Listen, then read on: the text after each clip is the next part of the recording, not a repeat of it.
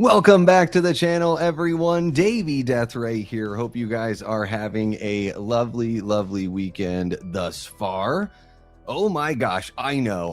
Everyone voted for a live tier maker ranking. Don't worry, guys. We are going to do your live tier maker ranking. However, I wanted to jump in and do this Aliens watch party because I know there's going to be a whole bunch of these in the summer because it's celebrating its 40th anniversary, technically in the summer, but I wanted to chat with you guys about it tonight and watch it tonight because there's a brand new Aliens expanded documentary coming from the folks over at CreatorVC. You know them from In Search of Darkness, Slasher Trash. They just did The Thing expanded where they brought all those people out. So they're putting one together for Aliens Expanded. I've got an affiliate link here that helps the channel. So it's a great way to support those people over there if you're a big fan of the Alien franchise, especially if you're a big fan of Aliens from 1986.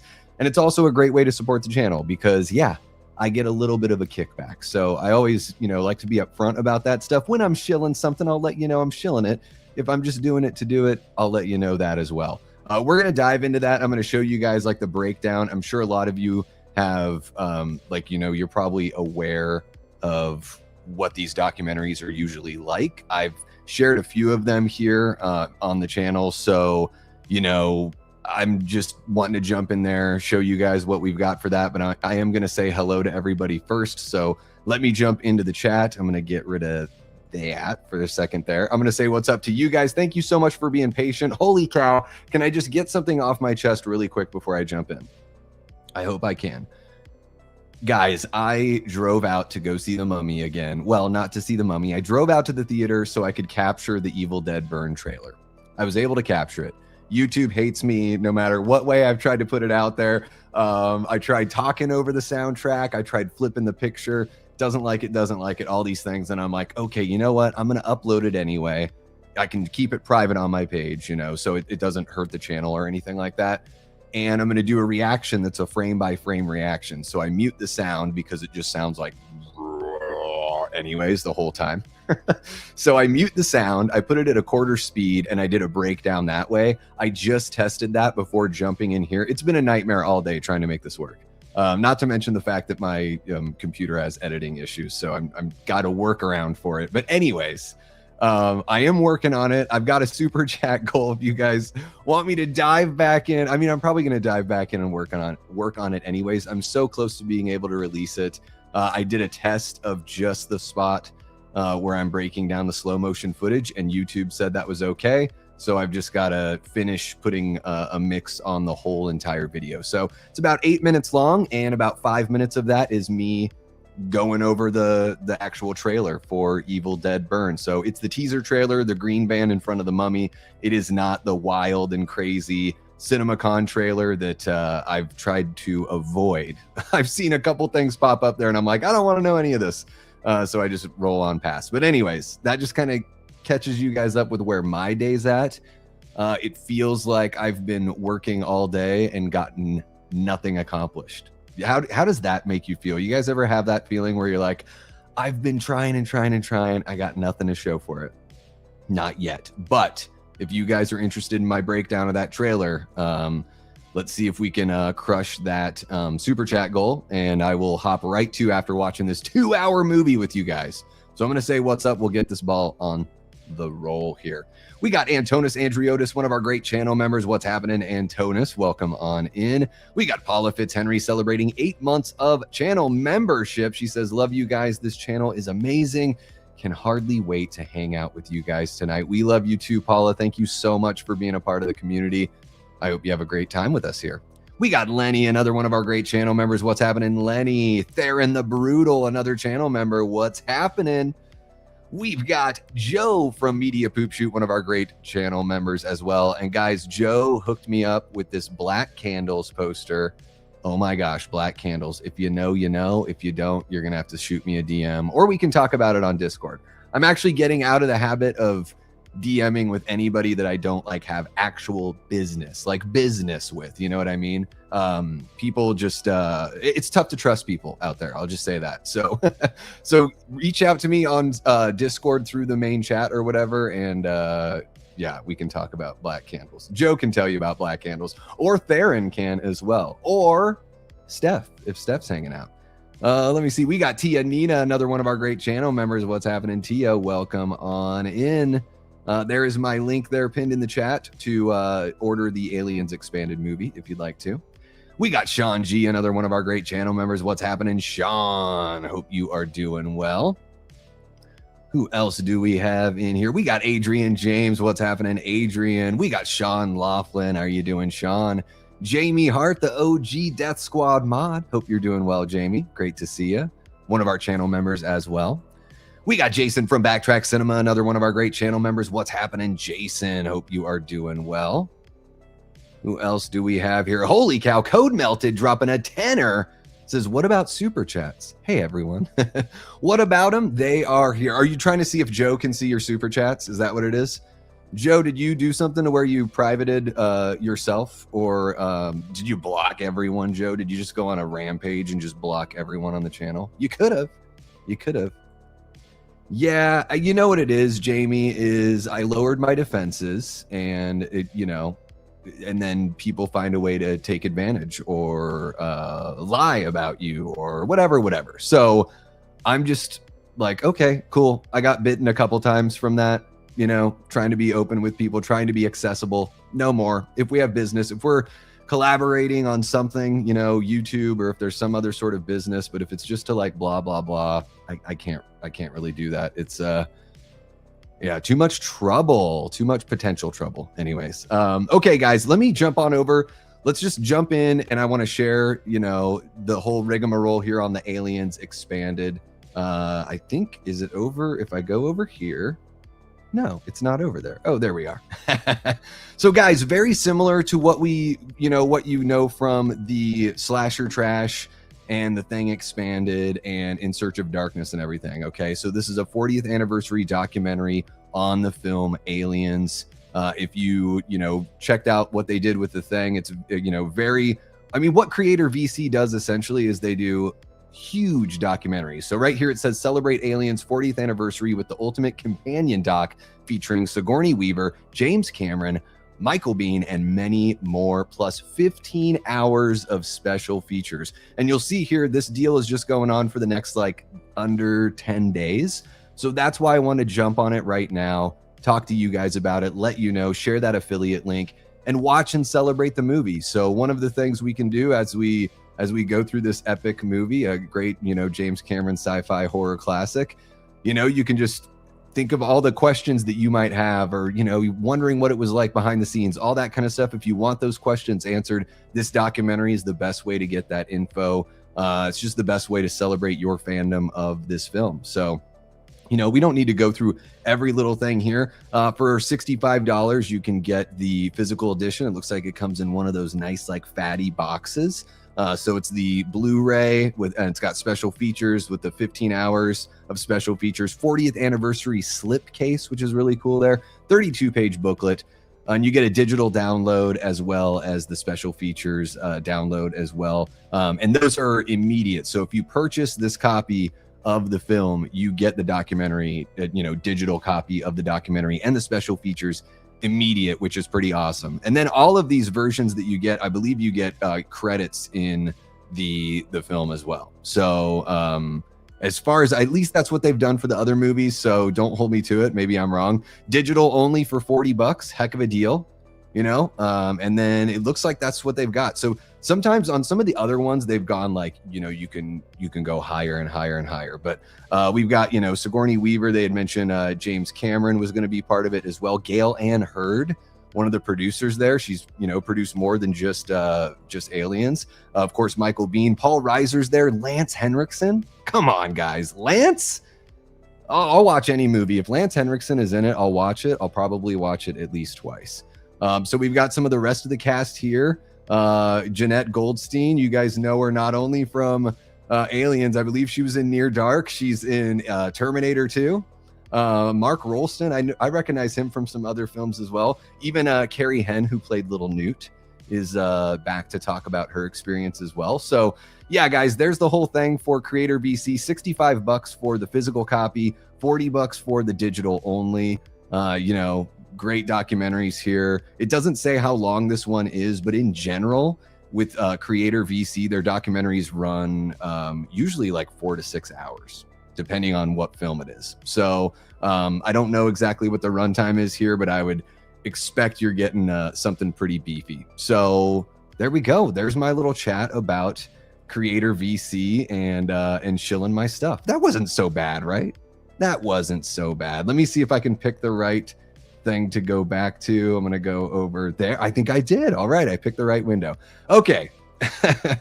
Okay, guys, let's get situated here. Let's get this movie all up and running here. Hope everyone's had a great Saturday. Let me know what you've been doing with your day. If it's anything, you know, worth talking about.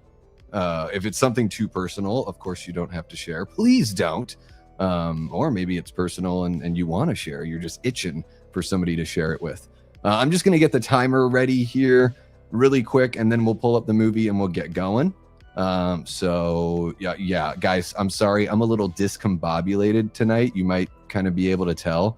Again, trying to get that Evil Dead thing, Evil Dead Burn thing to work pretty much all day. Like, I woke up, saw that there was a screening of The Mummy a half hour away in a half hour, and I was like, all right. And I literally like didn't even brush my teeth. I just ran out the door. I was like, I could do that when I get back. My teeth are fine. Gross stuff, people. But yeah, I'm gonna get this just kind of lined up, guys. 2 hours and 17 minutes. We are in it tonight. We are friggin' in it, guys. Are you ready for this shit? This is gonna be the most epic friggin' watch party. Oh my gosh. And guys, I watched this like 2 years ago, sometime around 2 years ago, because Mark from Tales from the Shelf and I did a Alien versus Aliens little versus battle, like where we kind of dissected each aspect of each film, you know, which film did it better, all that kind of fun stuff. So I have visited this relatively recently, and I believe we're just going to be watching the standard cut here. Actually, it says 2 hours 34 minutes. So I don't know, is this cut that I've got here? I'm going to share this link in the chat.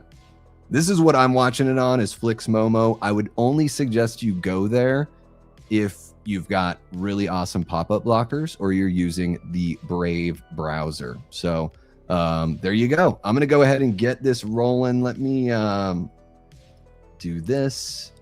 I'm going to share that tab instead. I don't need any of those fucking details. Thank you so much. Excuse my language, guys. And let me see here. There we go. I'm going to make this a little bit bigger. Oh my goodness. StreamYard's making it very difficult for me to want to play nice, guys. Okay, there we go. I think that's the way I like it. There we are. Oh my God. Okay, there we are, guys. I think we're all set. Are you guys pumped? Who's going to be watching along with me? Let me know in the chat if you're going to be watching along. I will catch up with you guys and everything you've been saying here in the chat. We'll catch up. If I missed anything else, I'll make sure to catch up here. But let's go ahead and get this thing rolling and get this show on the road, since the movie is so damn long. I'm going to say 3, 2, 1, play, and we're hitting play on play. I know it's a crazy concept. It's a wild, wild concept, but that's what we're going to do. All right, so here we go, guys. Aliens from 1986 by James Cameron. 3, 2, 1, play. There we are. Okay, we got the stopwatch going again. Got the old school 20th Century Fox logo there. I'm going to put a pause on the music. There we are. Okay, now it's just my voice and the sweet, sultry sounds of Aliens by James Cameron. I do have a poll going on in the chat, guys. If you, you know, are interested, it's just basically like, which movie's better, Alien or Aliens? I'm very curious to know what you guys would say. I would vote for Alien. I think Alien is the better movie. I really do. Right now, it looks like it's 50-50 at first blush here, 18 votes. I'm not surprised. I think it really is a coin flip. It really is about what kind of movie you prefer, right? Or what kind of movie you're in the mood for at the time you're asked the question. Like, Aliens is really fun. Like, James Cameron does such a good job. I mean, he does it in his own movies of, he's got a lot of pop culture or pop sensibilities. He's able to inject those pop sensibilities in things that are, kind of off kilter ideas to begin with and find a way to get a mainstream audience to really like what he's doing. Something like Terminator, something like Aliens, like if you take it too far one way, it's not going to appeal to a mainstream audience. I think that's the trick for James Cameron. And even though I'm not like the biggest, I don't think he's the greatest and I don't like poo-poo his work. I think James Cameron's an awesome director. I think like the greatest thing he does though, really, is the advancement of technology in film. I think that's like his greatest contribution. It's something that he has worked into his style as a filmmaker though, which I think is really cool. It's like the way he makes movies is that every time he makes a new movie, he's got to push something a little bit further, So I really appreciate that. I've heard he's difficult to deal with on set. Who the fuck cares? I really don't care. Like, look at the product. This whole thing about people like, oh, somebody's mean. Well, I mean, are they mean or are they just like all business and you're wasting their time? Is that what's going on? That might be what's going on. It doesn't like the idea of like a director on set kind of behaving like a football coach at the highest level. I'm totally cool with that. You can be a general, don't beat people. But you can be a little tough. Anyways, guys, right now we've got the ship we finally got into the ship here. Ripley's in her little pod. Everything is frozen over and it looks like the wake up process is about to begin. I'm going to jump into the chat and see what you guys are saying since I just blah, blah, blah for quite a while there. But yeah, guys, I think this is the standard version of the film. I don't know. It didn't tell me that it was the extended cut. It just says Aliens 1986, but it is the cut that's 2 hours 34 minutes. So this is an epic one, guys. So make sure you go purchase that Aliens Expanded. Daddy needs a new pair of shoes. Let's see where we're at as far as the poll goes. Oh, 53% for Alien. It's just got one vote over at 19 votes. That's incredible. It's pretty damn close. Man, I haven't seen California's in it's been like 23 years. It was 2003 when I saw it. Or maybe the beginning of 2004. It's a really good one, Jason. Yeah, it is pretty damn good. Yeah, Bill Paxton is never not bad. Or never not good, I mean. Always entertaining. Every single role he plays.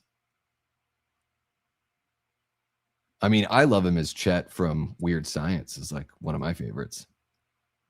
I saw it in the theater. I bet you did. I don't think I've seen any Alien movie in the theater. Yeah, I don't think so. I didn't even check out Prometheus in the theater. I don't know why. Maybe I did and I just don't remember. I like the experiences I have that I remember the most of watching Prometheus were watching it at home, but I wonder if I just remember that experience more. I might have seen it in the theater. I think I did. If you count that as an Alien movie. Watching, got it on Prime. What's happening, Mr. Like It or Not? Welcome on in. Voted for Alien. Both are excellent, though. Yeah, you can't lose. This isn't like, there's no wrong answer here. It's one of those things like, we're all friends, Alien and Aliens. Let's see what else we got here. Aliens for me, says Code Melted. I do like how Terminator and Alien were horror and then the sequels were action thrillers. Yeah, it is cool. Like, I know Cameron did, the Terminator and T2. But he did like a very conscious kind of sway into something a bit more pop, right? Even though I do think the Terminator is very accessible, but it is grittier, it's grimier, it's got, more of that dirty kind of 80s look. And then, he did the same thing going from Ridley Scott's Alien to Aliens, just a very smooth transition of you know, something that's a little like same world, different flavor, you know? And I do really much appreciate that. Like, I like the claustrophobia of Alien, and it's a haunted house movie that is a creature feature where the creature is a slasher, and it's a sci-fi space epic. It's like Alien is a lot. Like, it's not too far off from the way Jaws is a lot. You know, Jaws is a drama, a thriller, a horror, and it's got a lot of great comedic moments that are written there on purpose. We got shithead Paul Reiser here. Just Burke is a shithead. Big time trust issues when this guy showed up in Stranger Things. Let me tell you, he shows up in Stranger Things, and all I can think of is Burke from Aliens. I don't trust a damn thing he says, and turns out he's not really a bad guy there. Antonis, I watched like the first couple seasons of The Walking Dead, but I never finished it. No. I prefer Alien to Aliens. I like the dark atmosphere in the OG. Yes, absolutely, Jamie. We got Nanette hanging out, one of our great channel members. What's happening, Nanette? Standard is 2 hours, 17 minutes. I got the extended cut. That's so funny because it said 2 hours, 17 minutes. All right, guys. Well, we're doing the extended cut. So there you are. That's why when it said 2 hours, 17 minutes, I push play and it says 2:34. I'm like, well, I'm going to let the audience know. And everyone has Google, right? So I don't need to handhold anyone. And especially, I don't need to handhold Code Melted, who's letting us know what's what. So thank you so very much, Code. Appreciate you. Thank you for being a channel member. Did you recently become did I miss something? Did you become a channel member like very recently? Because I don't remember seeing your name pop up, but sometimes I get an alert if it happens in between streams. But Code, thank you so much for, you know, joining and being a channel member. I had no idea. Appreciate you, man.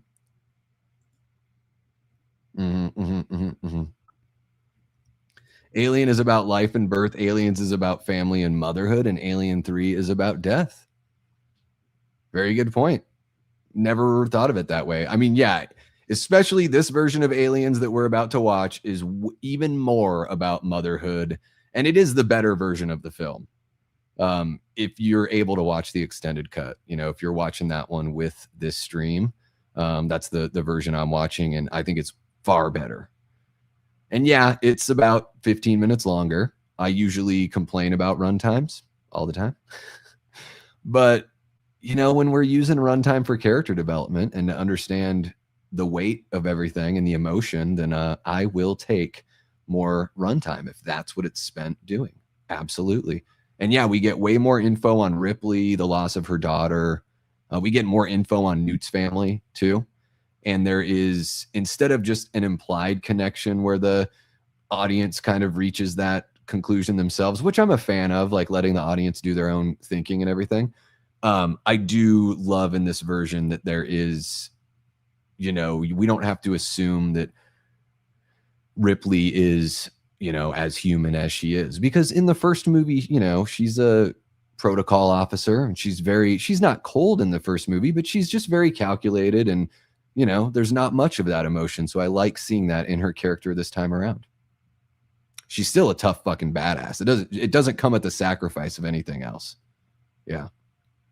Damn, Aliens, Alien 3, and Resurrection in the theater. AVP in the theater 3 times. Nanette, you're quite all right. The only person that can be late is me. There's no late just for you guys hanging out. That's for sure. Although I think it's sweet that that you want to be on time. It's very, very sweet. I believe it is Jones. Yeah. It is. Yeah. I haven't seen 3 in a while, but I liked it when I was a kid. Quite a bit. Quite a bit. We got Sapraya joining us. What's happening? Sapraya says, hello, damn, I just watched this on Friday night. Yeah, we're checking it out tonight because I was invited to be an affiliate for the CreatorVC documentary, Aliens Expanded. So I wanted to have a chat about the doc that they're putting together. They're doing a pre-order right now. And so, you know, shared that, jumping in, watching the movie again. It's been a couple years for me. So this is a classic. Just watched it on Friday. So last night. How long it had been since you had seen it last, Supriya?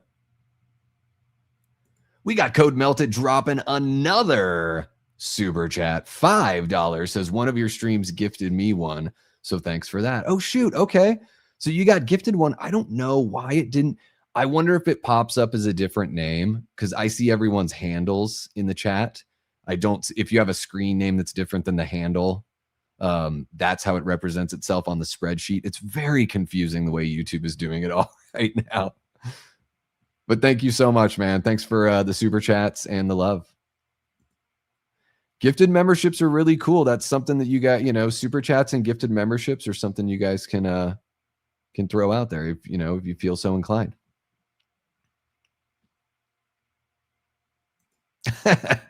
Yes. I should just sit there. Guys, so there are like bigger YouTubers that I watch, and I watch everything. They're bigger YouTubers where maybe I just check out a couple things they do. And I've jumped in on some watch parties for like, people that have tens of thousands of subs, 50,000 at least. And they're doing, watch parties with like 100 or 200 people in there. And I get it. Like you have that many subs, you really can just like lay on your couch and be lazy about it. Which I totally, it's your channel. You do what you want. But I do prefer when people talk through the movie. If you're going to do a watch party or a commentary, yes, you could be comfy. You can be laying on the couch. You can be in your Jimmy Jams. You can be in your onesie. Just talk about the movie. Sometimes I jump in on a watch party and I'm like, man, this person's got like a lot of viewership here. Where's I want to see the effort match the effort of the audience. But that's the audience side of me, the audience member side of me getting all schmeh about it. What's happening, Carrie? Hope you are doing well. What are we watching? No one would know. What do you guys think about the cool, look at that, the cool little background action? Usually I just have the same background, just swap out logos. Thought I'd get a little fancy schmancy with you guys. Hope you're doing well, Carrie. Guys, Carrie's one of our great channel members. She also has a channel of her own. Check her out. Give her channel a sub there. I love this. This is one of the best parts. I love her freaking out. Here, she's right back in it, right? She's like, I was the protocol officer before. I told everyone how we could be safe and how we could avoid this. Everyone went against me. Here I am waking up after stasis, and you're telling me that you're going to be the same fucking way about it. And it is, yeah, I love her line about like, did IQ levels, dramatically drop while I was asleep or whatever? Oh, classic. She is, man, she is all business, no messing around. What's happening, Eli? Hope you're doing well, man. One of our great channel members and Death Squad mods. Have a good one, Jason. Take care. Nice. So after about 5 years or so, what did you come away with something different? Sometimes like when I take a big break from a movie or like an album, something I haven't listened to in a while, dive back in and I might kind of notice something, or maybe appreciate something more. Hopefully not less, but I guess that can happen too. But yeah, was there anything different that kind of struck you this time around? Thank you, Eli. Yeah, guys, I didn't even do that reminder at the beginning. Hit the like button, subscribe if you haven't already, hit the notification bell. If you're watching after the fact and you're, going to stick to it for the whole, extended cut of this, the director's cut, thank you so very much. Really do appreciate you. Hit the hype button. It's a great way to promote the channel, and it's totally free.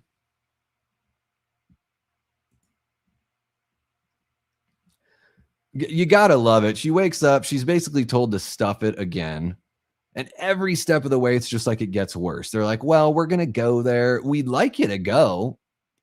It's like we do think what you're talking about to a degree, but all the stuff that doesn't fit our agenda as far as a business goes, we don't agree with that. We don't think you're telling the truth about that. So we're gonna send you in with everyone, complete altruistic mission. It's just about saving lives. It's definitely not about anything else. And then it's just every step of the way, things get more and more fucked. You know, Jason from Backtrack Cinema was saying it's about motherhood, and it definitely is about that. It's also about corporate greed and, you know, not trusting bureaucracy, which is something I very, very much am in line with. Holy cow, we got Theron the Brutal dropping a $5 super chat. Says Joe also owes you a $5. Oh shit, what does he owe me a $5 for? What happened? What the heck happened? Owe me a $5. You guys are too sweet. Thank you so very much, guys, for the super chats. It's very, very sweet of you guys to support the channel the way that you do. Yeah, we've had people living there for 20 years. Everything's fine. Yeah. It's totally not a secret mission. Jimmy Jams. Yeah. You don't even want to know the cutesy stuff that I say. What's the other? Oh, I call a shower a shoosh. I'm going to hop in the shoosh. Yeah. What can you do? I got my own weird shit, everyone. Don't be surprised. Don't be surprised to find out that what you see here is not all there is to the complex man that is Davey Deathray. Night shirt with a matching nightcap. Oh, I do like the idea of a really long shirt, you know, maybe like Mickey Mouse is on your long shirt, or it's like a tour shirt from a show you went to years ago. But yeah, just like oversized shirt. I think ladies can pull that off for like Jimmy Jams, you know. Like for me, Jimmy Jams are just, it's like short and a t-shirt, you know, here in AZ. But speaking of night shirt with a matching nightcap, oh my gosh, like when I first started going to the bar in Juneau, it is that kind of town where people show up. Like a woman would show up to the bar with like a giant Mickey Mouse t-shirt on and shorts that like the shirt is longer than the shorts and whatever. It's not, I'm not like, I know I sound like a judgmental asshole. I'm just saying Saturday night, 11 p.m. and you're out at the bar, like mixing it up with your local, you know, your fellow townspeople. Maybe like don't dress like an 8-year-old about to go to bed, but whatever. I'm just going to be a bigger asshole here on the channel occasionally. And then that way you guys will get used to it when I say weird stuff like that. I just like when adults look like they know how to dress themselves in public. It's just one of those things. It's a thing. Oh my gosh. I mean, there have been certain watch parties, Jason, and I know you might be gone by now, but there have been certain watch parties where I'm like, oh gosh, I haven't said something in 10 or 15 seconds. And right here, we're getting time with Newt's family, I believe. And we don't get like in the regular version of the movie, as far as I can remember, they just, you know, we see the Newt's family once they've already been deceased in this vehicle. Or we find like the remnants of what was, you know, in the vehicle. But yeah, I try to talk quite a bit through these things, you know. I want it to be, so I always think about you know what I should do, guys? I just reminded myself, I should put your chats on here. How about it? I like this during a watch party. I think it's, I wish I remembered to do it before we had started everything, but this makes it hopefully a lot more entertaining for the people, watching the replay. All right, what else do we got going on here? We got Joe dropping a $5 super chat. He's like, why do I owe a $5? I don't know. You asked the right person, but you paid me to ask. So thank you so very much, Joe. Really do appreciate you, man. I'm going streaking after this. So, oh, damn, dude. Damn. You got to get a little streak on. I've never done a streak. One time at a party, I got totally naked in my bedroom and went downstairs and grabbed a beer out of the fridge and sat down at the dinner table and drank the whole thing in front of everyone. I did that once. It wasn't streaking, though. And then I just went back up and put my clothes back on, and that was that. It was just a regular night in Juneau, Alaska. Dead air on Alive is bad air on Alive. That's my motto. Yeah, and especially if it's like a watch party where like there's nothing, nothing else going on, right? So I got to fill up the time and hope that people are so passionate about this movie that they will, check out the replay and match the movie up. In fact, guys, one of the videos that's done the best on this channel in the whole entire history of the Davey Deathray channel is my watch party for Big Trouble in Little China. It keeps on getting views. It's just a watch party just like this. Nothing like crazy going on, but I guess people really like Big Trouble in Little China. If you're going to start a channel, start off with that. This is a filthy hallway here for these, this big ass corporation. We got Sean G dropping a $5 Canadian. Thank you so much, Sean. Really do appreciate you, man. Sean streaking the quad. He is for $5 Canadian. He's going to streak the quad. Is this guy on the left? Was he in Police Academy? Is he one of the buzz cut jerks from the original Police Academy? Looks like he could be.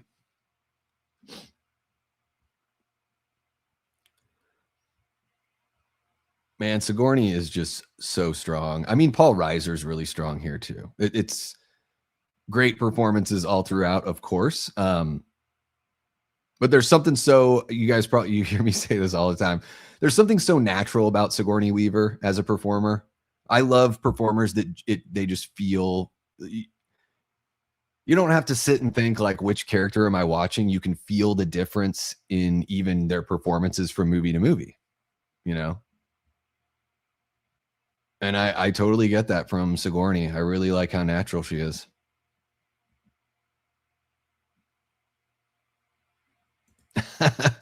No, I don't think so. No. I am very much so. At this point, Nanette, my heart might be made of actual stone. I don't know. Like I said, I had lowered my defenses. They are very, very, very high up now. So yeah. But I would never like block somebody for something so innocent. But yeah. But sometimes when you get, a DM from somebody, you don't know what they're going to talk about, even if it starts out as something like kind of normal. And that's why I've just been like, okay, only if I'm doing business with you. For sure. You got to get back on the horse. Come on, Ripley, get out there. Yeah, no, I gotcha. I should have started it a little bit earlier. I thought that we were going to watch the original version. I thought the original version was closer to 2 hours. I didn't know it was almost 2:20. And then here we are at 2:35 with the director's cut here. So I totally get you, Code. I understand if you're, especially if you're East Coast. Yeah. I mean, I'm a total night owl. I stay up till ungodly hours every night, no matter what. And it's not even 9 out here in Phoenix. Singing in the Rain. What's happening, David? Welcome on in. From Singing in the Rain to Aliens. Both classics for totally different reasons.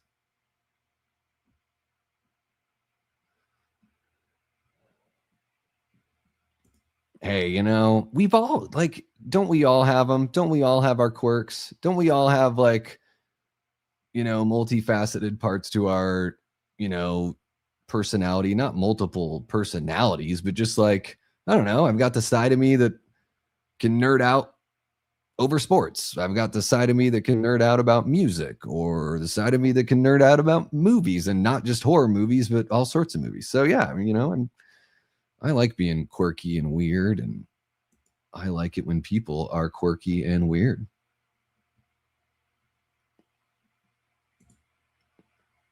Well, shoot. Hey, Code, you can always, because I do have the timer up there, so you could jump over to that extended cut if you're able to find it. And here, what I'll do, guys, is in the chat again, I will drop the link. Now, over on Flix Momo, you're going to want Pop-Up Blocker or the Brave browser. But that way, if you guys want to switch over and, you know, watch the version that I'm watching here. So, you know, we've got Ripley just woke up from a nightmare and gave Burke a call and is basically like, hey, we're going in for this. Okay, I'll join you. She's far too trusting. She reminds me of myself a couple months ago. Never again. It is the teats. It's amazing. Speaking of the teats and amazing, these shots in space are incredible. They, like, Cameron really, for me, when you're going to shoot in space, and not everyone does it, capture the vastness as much as you can. I want everything to seem like slow and big and epic and huge. Like, it's one thing that Project Hail Mary did very well. And, you know, other, of course, 2001 Space Odyssey, the original Alien does it very well. And you know, there are plenty of others, but that was just a beautiful shot there. We got Aaron Click in the house. What's happening, Aaron? Welcome on in. Hope you are doing well. Yeah. Dude, wouldn't be far off. And then what you should do, Theron, is screen cap the whole thing and never mind.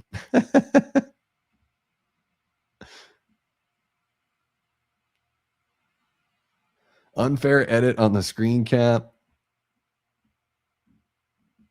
It's the easiest thing to fake out there. Let's see here. Got a message from your video. Oh, okay. Did you end up blocking somebody? Yeah. I mean, if somebody's asking you about that in the comment section, then, you know, they just probably don't have like the social skills to really, they might not know that they shouldn't ask that question, or they do know and are nothing but trouble. But yeah, it's you know, it's kind of like when I worked at the pizza shop, there would be guys that, like, I worked at a pizza shop for this company in Portland. They had 5 shops in town. At one point I was working near the college, and so there's tons of young people around and young people working there, people that were, much younger than I was.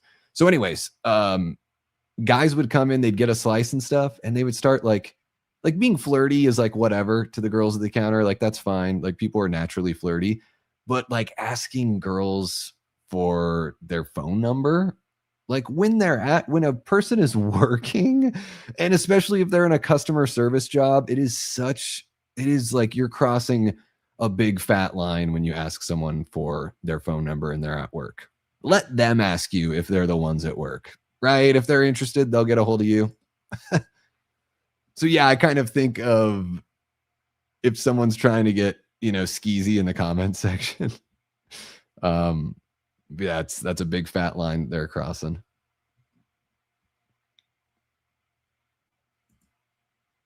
And the little mouth comes out and goes, singing in the rain, singing in the rain. I love that this guy's like, immediatamente, I need my cigar. That's kind of how I am, I would imagine. Look into my eyes.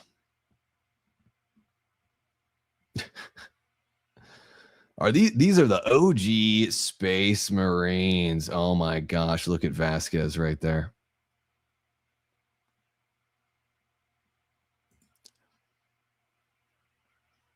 I'm sorry you're still feeling icky, Jamie. Well, I hope, this is one of those movies that, like, you could probably listen to a watch party and know where we're at, right? I'll try my best to not just always talk about side shit. I will try to talk about the actual movie. Right now they're doing pull-up contests. Well, Vasquez is doing pull-ups. The other guy is doing chin-ups. Pull-ups are way tougher, man. Vasquez is doing the tougher workout. She's kind of ripped. Kind of ripped here. And very cute. She's got a bunch of different looks, man. What is her last name? Is like Goldstein or something like that. She looks so different in T2 than she does here. And I think really it's just like she let the tan wear off. And, obviously it's 6-ish years later. Yeah. Antonis, if I were to venture to guess, if somebody is like, hey, we're working on it, we're writing a movie now, I would say like 2 years at the soonest, probably.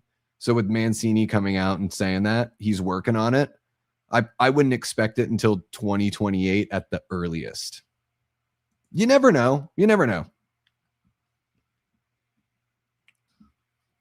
But even, you know, the writing process, you know, as far as we know right now, it doesn't sound like the that it's like officially entered production. You know what I mean? Like he is working on it. He's writing it. He's the rights holder. So he doesn't have to hire anyone else to do that or get anyone's permission to do that. So we haven't heard anything about, you know, we know he's directing. We know he's writing. There's a lot more info though. Dude, Bill Paxton's face. He has like the best little tooth gap there. And his wild eyes. There's something about, because Bill Paxton matured in his face not long after this. And it's like he could take on totally different roles because his face changed a little bit. But man, Weird Science and Aliens, he's just got this like, and a little bit Near Dark as well. Yeah. He's just got an unhinged kind of wily feel about him, you know, his look and his energy and everything.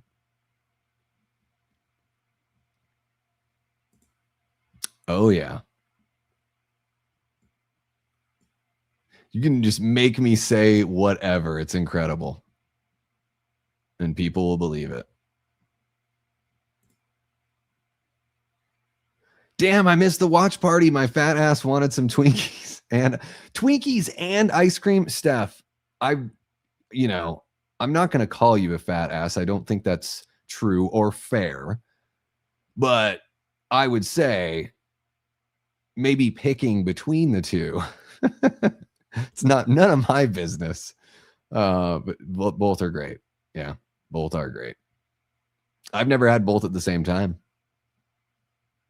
But hey, Steph, we're just 30 minutes into the movie. So you can still jump on in. Right now, Ripley is rejecting Bishop. She's like, I don't fucking like your kind. You know, I'm robot racist is what Ripley's saying there. Great matte painting here with the ship in the background. Like, that is beautiful. A lot of that stuff is not even there, guys. That's incredible. I think all of those spacecraft, most everything is a painting in that shot. That's incredible. Wow. Kind of blown away there. I don't even know what I was talking about. Oh, Ripley doesn't like synthetics. Yeah. I like what they did with Lance's hair. They did something with Lance's hair. I don't know if they actually shaved his head or they put on a wig. It is the finest, like, it's like hair that looks like really long paintbrush hair. You know, it's just like very synthetic looking, you know?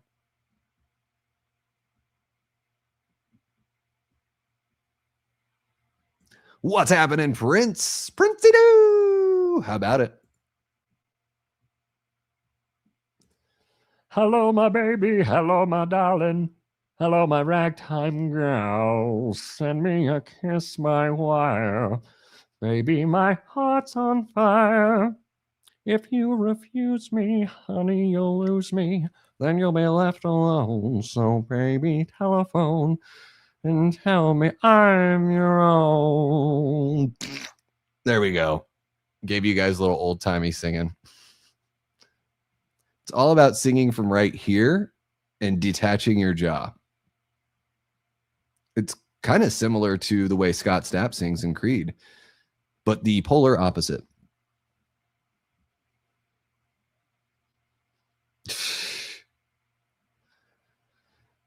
The camaraderie here, man, the script is really good. You know, the characters razzing each other, giving each other a hard time. You can tell they're still tight-knit. They don't really take things too personally. This is how they bond. You know, very familial, very like football team, very, I've never been part of the military. Maybe some folks in the chat who have been part of that can attest to that kind of camaraderie and, you know, good-natured ribbing, like giving your family shit. Like, my family is that way. We're not Space Marines though.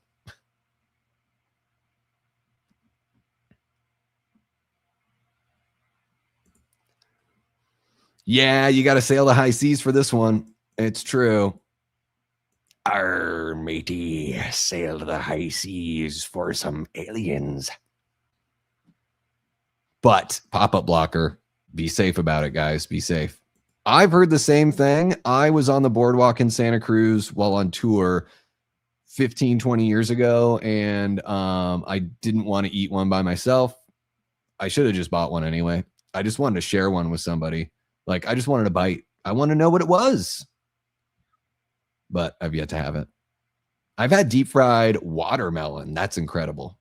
It just has that breading, and then all of the juice kind of gets like sucked out of the watermelon. So when you bite into it, it's just so juicy. It like drips all over. It's incredible.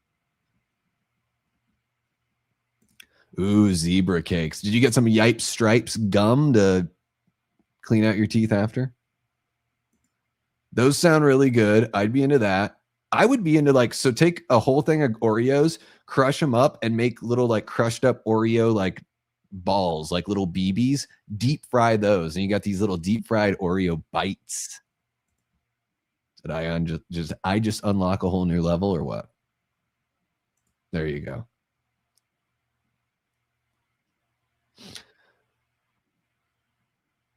Yeah. Can't go wrong with that. Supriya, what's the wow for? Is it my stupid voice? King Matthew, welcome on in. Hope you're doing well, man. We are rocking and rolling here. Captain and Michael Bean are wondering if they can trust Ripley to do some of the, space truck in here. I know, yeah. I mean, it is a classic song. Like, I think it's a beautiful, like, it's so funny. We still sing songs about like texting and calling people on the phone. It is one of these things that people will always write songs about it. And as of course, as the technology changes, the way that we write songs about it and, all that kind of stuff changes. All this foreshadowing here with the robot bit, with the, the mech is so cool. It's shot so well. I love these up close shots that Cameron's got. Michael Bean has just got the biggest crush on Ripley now. They love to see it. They love to see a capable lady. Where do you want it? There's that line. I saw somebody had posted it in the chat previously, so they must be watching the regular cut. Encore. You want more of that voice? I do a spectacular Yoda. It's my claim to fame, says G. All right. Everyone's got to have something, right? Oh, Ninette, you're too sweet.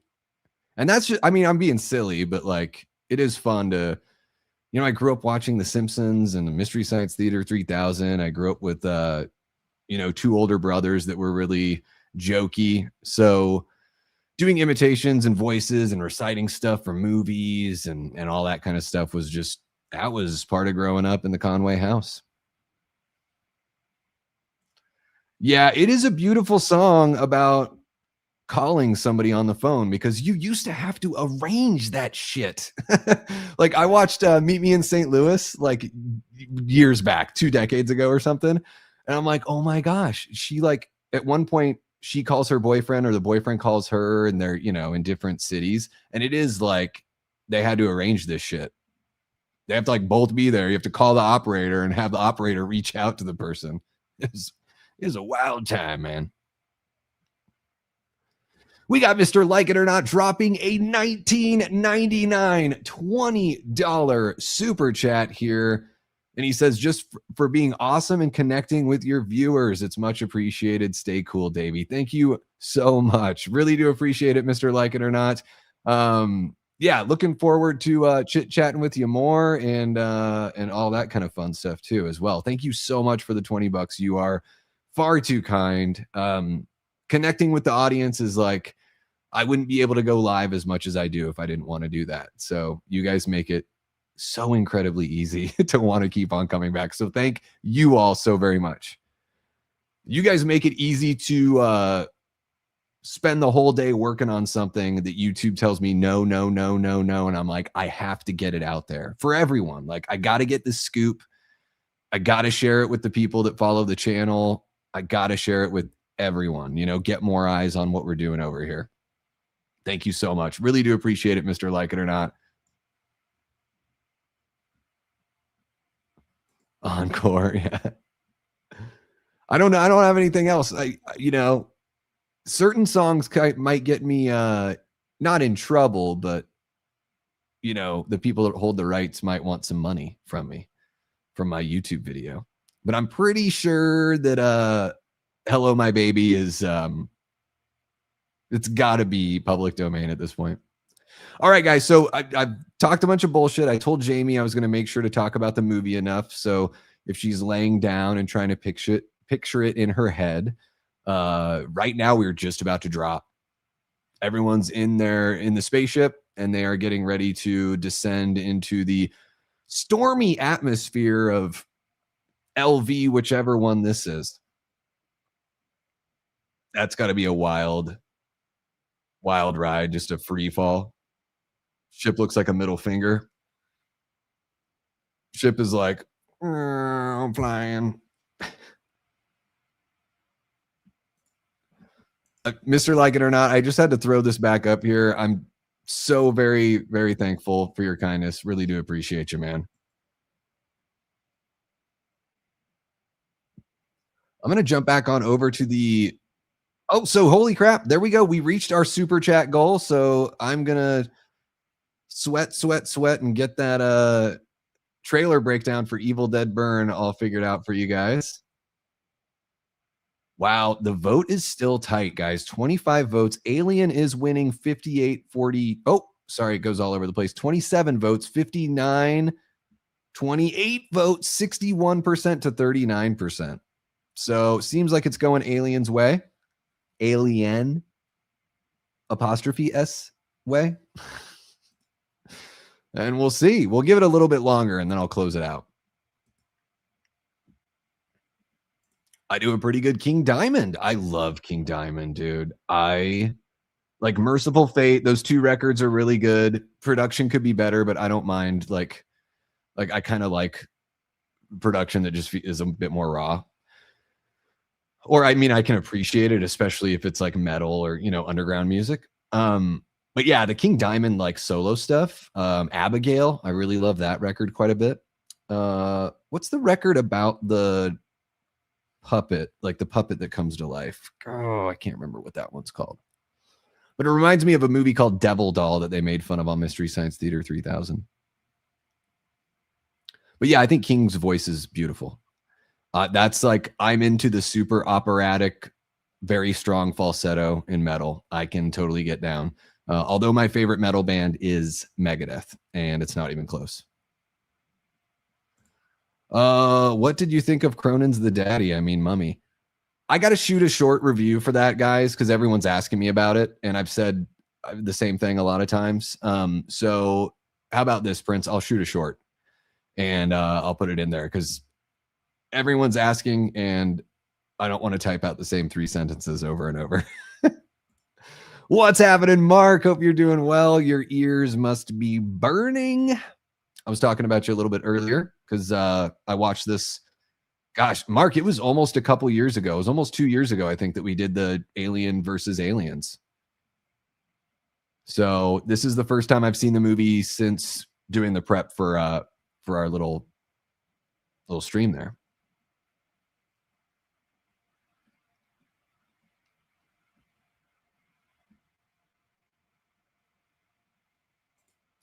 What? No, I'm just really dig the effects work here too. These are models, and there's some matte paintings. There's also, it looks to be some rear projection in some of these shots. Cameron, I love, I mean, if you can use models and you can shoot them in a way that really brings the weight, really that's all you have to trick the audience. You have to trick the audience that even though this thing is plastic, you're like, no, this thing weighs like 10 tons.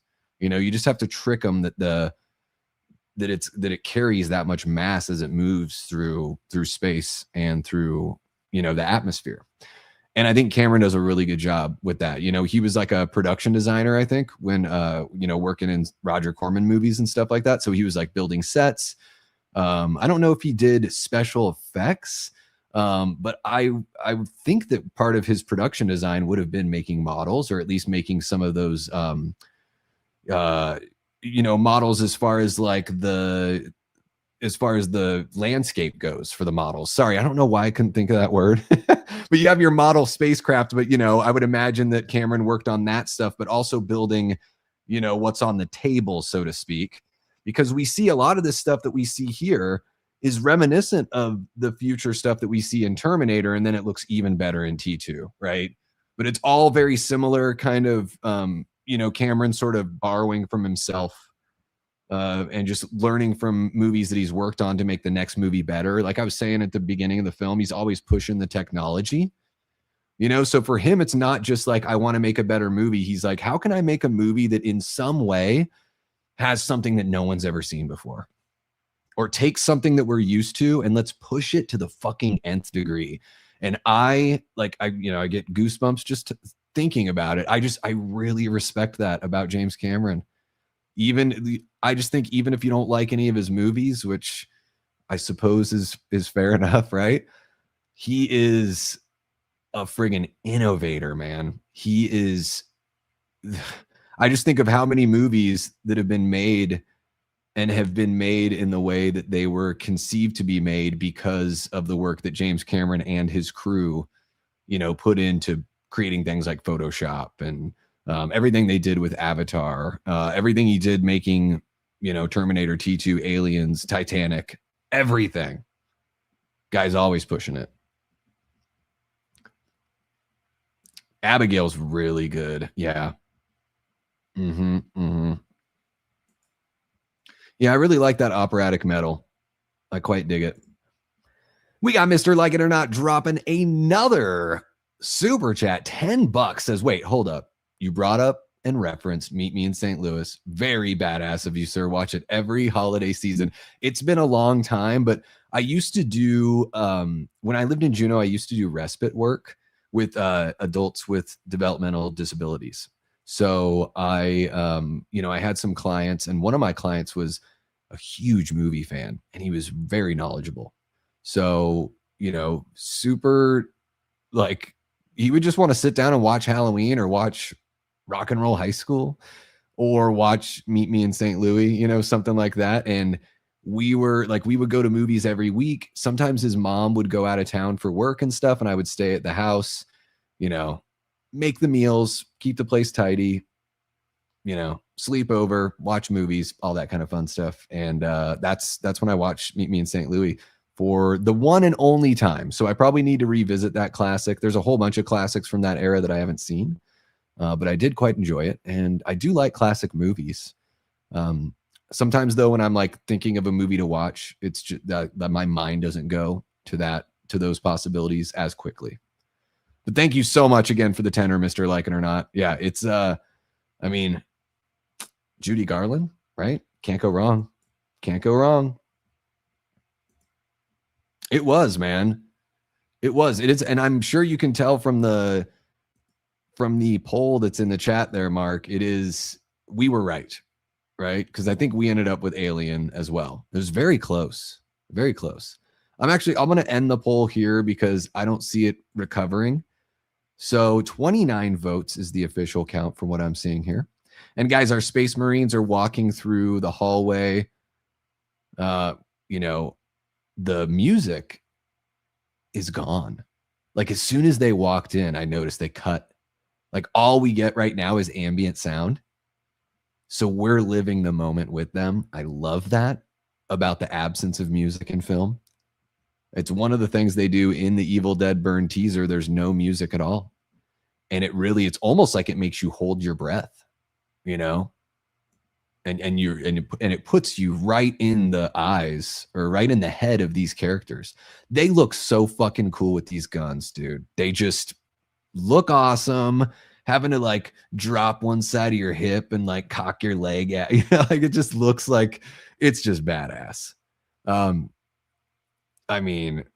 Think about what all this inspired, like, video games like Doom and countless other first-person shooters, any Space Marine video game or story, Let's see here. Okay, there we go. Oh my gosh. Sorry, I'm trying to get to oh my God, dude. YouTube is like pissing me off right now. 29 votes. Alien wins it with 59% of 29 votes. Aliens loses with 41%. Still pretty damn close, guys. Still pretty damn close.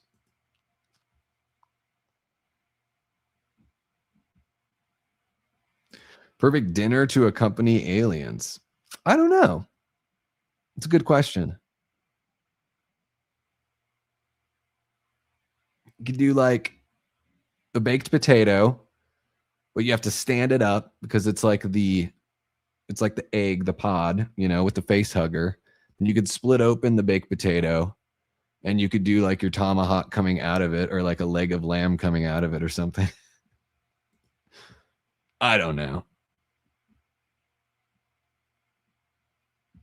It's true. There are some shot, like when I revisited it a couple years ago, I did notice some shots where I'm like, oh, I can really see. And maybe some of these things, Aaron, I'm sure that you could still tell a little bit on VHS or even DVD, maybe. But some of these things, when they make the change to Blu-ray, it's like the rear projection and the stuff that was shot on the stage in front of the rear projection, they don't match up. Whereas like maybe in lesser fidelity, they matched a little bit stronger. I've definitely noticed that. And I've noticed it in other movies too.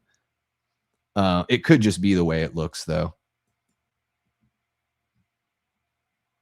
If you have a vocal talent, use it because one day you could lose the ability. It happened to me. I wish I could sing again. It's been one of my biggest fears is not being able to play guitar or not being able to sing or talk. I mean, I don't sing that well. I can sing certain things well enough. I love karaoke. It is it's one of my favorites. Yeah. Love Fool by the Cardigans. That's a big one. Big Empty by Stone Temple Pilots. That's another one. I could rock some Doors. Rock some Cake. Yeah. Presidents of the United States of America. Yeah. All sorts of fun stuff. Dude, like some Stick Shifts and Safety Belts by Cake. Awesome. Awesome at karaoke.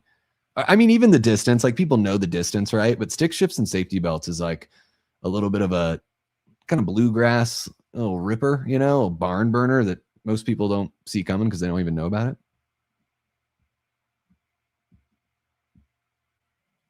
it. Newt getting a clean spot. Man, I have to find the extended cut.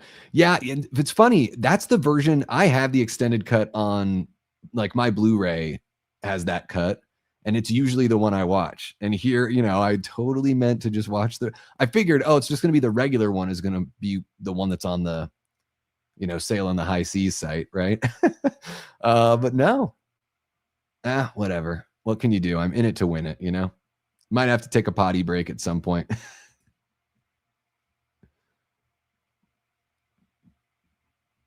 Let's see here. Oh, you guys are talking about is this like a karaoke box set? Oh, are you talking about Twin Peaks? You talking about Twin Peaks, Jamie? Favorite song from a movie? Oh man. I have such a tough time picking a favorite song in any department. Favorite song in a movie. I do love at the end, like Death to Smoochie is one of my favorite dark comedies. And at the very end of the movie, they got that song that's what is it called? Your love keeps on lifting me higher and higher. That one. Oh, it's a really good song. What is that song?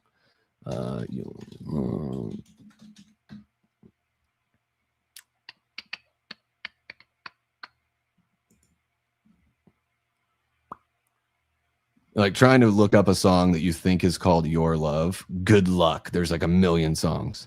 But I do really love that one at the end of Death to Smoochie. I think that's a pretty rocking one.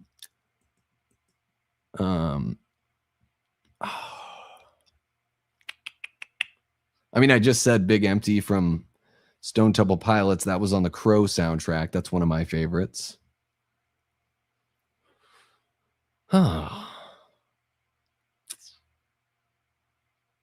maybe something like, I really like when Helmet covered Symptom of the Universe on the Jerky Boys soundtrack. You get a really good look there at a face hugger and how, you know, how disturbing it is. And there is just something, I mean, whatever, you could bitch about practical all day, you can bitch about digital. There's just something about the things that are actually there on camera that are always going to look better, you know?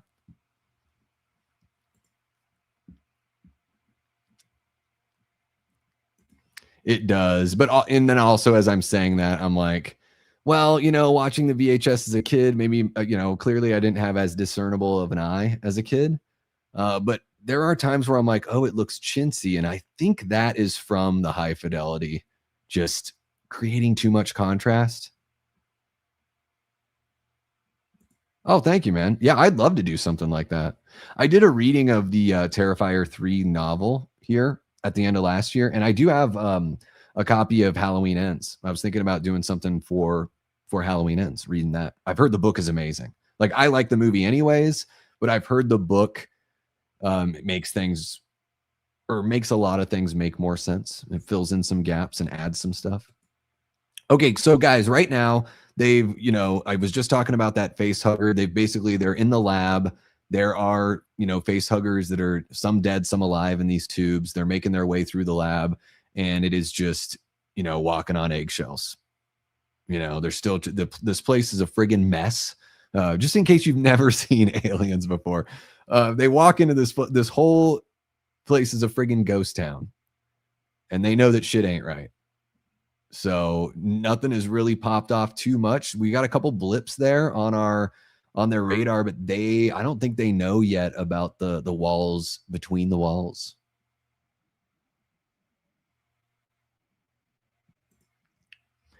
Jamie, did you ever sing in like a band or some sort of outfit that like went out and did shows and stuff like that?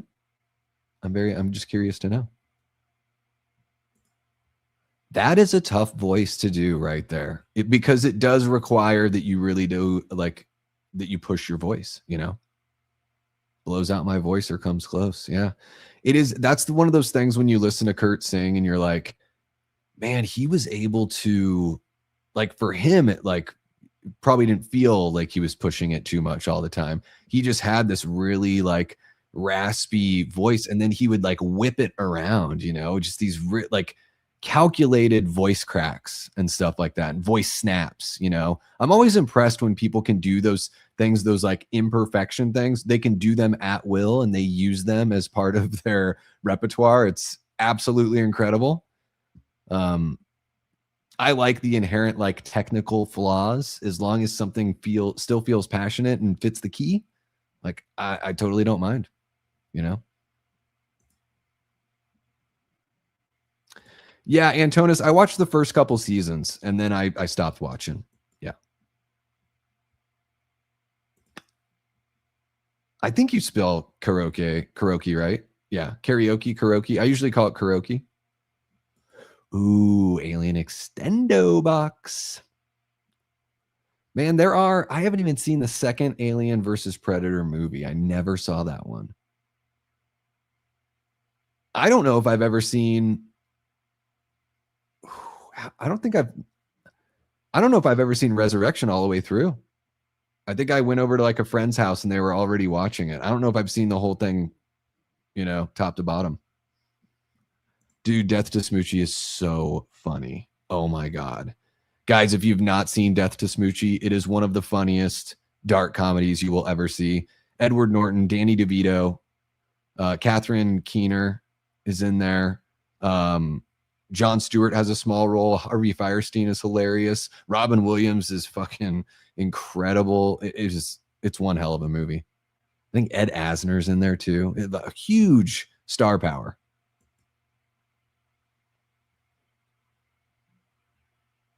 Let's see here. Davey, funny story. I scored big time sailing one day and watched the director's cut of Donnie Darko. That's like the holy grail watch for you, your boy Princey. Yeah, I fell out of love with Donnie Darko pretty hard. I liked it the first couple times I watched it. Your love keeps lifting me higher. Yes. Your love keep on lifting higher, higher and higher. Oh, all the dude soul music. Oh my God. Like it's like the OG punk. I just feel like, you know, like passionate music from working class people. Yeah, gotta love it. Burn by The Cure from The Crow is awesome. Same with Dead Soul. Dude, I mean, that whole soundtrack, it's like you can't pick a bad one, you know? I think isn't it's so funny. I was just talking about what's her face's Helmet doing Symptoms of the Universe. Isn't Helmet on the Crow soundtrack too? I think they are. Helmet and Hum. You guys remember Hum? Hum was pretty, like some pretty awesome layered guitar kind of vibes there. What, are you guys on a stream together or something like that, Prince? What's going on? Newt is getting her face cleanup here. You know, Ripley gets another shot at being a mom to a young gal. You know, earlier in this extended cut, I don't think it's in the original cut. Maybe you guys could let me know. But in the extended cut, we, you know, get that shot where she's actually looking at like a report that she's been gone so long in space and stasis that her daughter has died from old age or, you know, natural causes.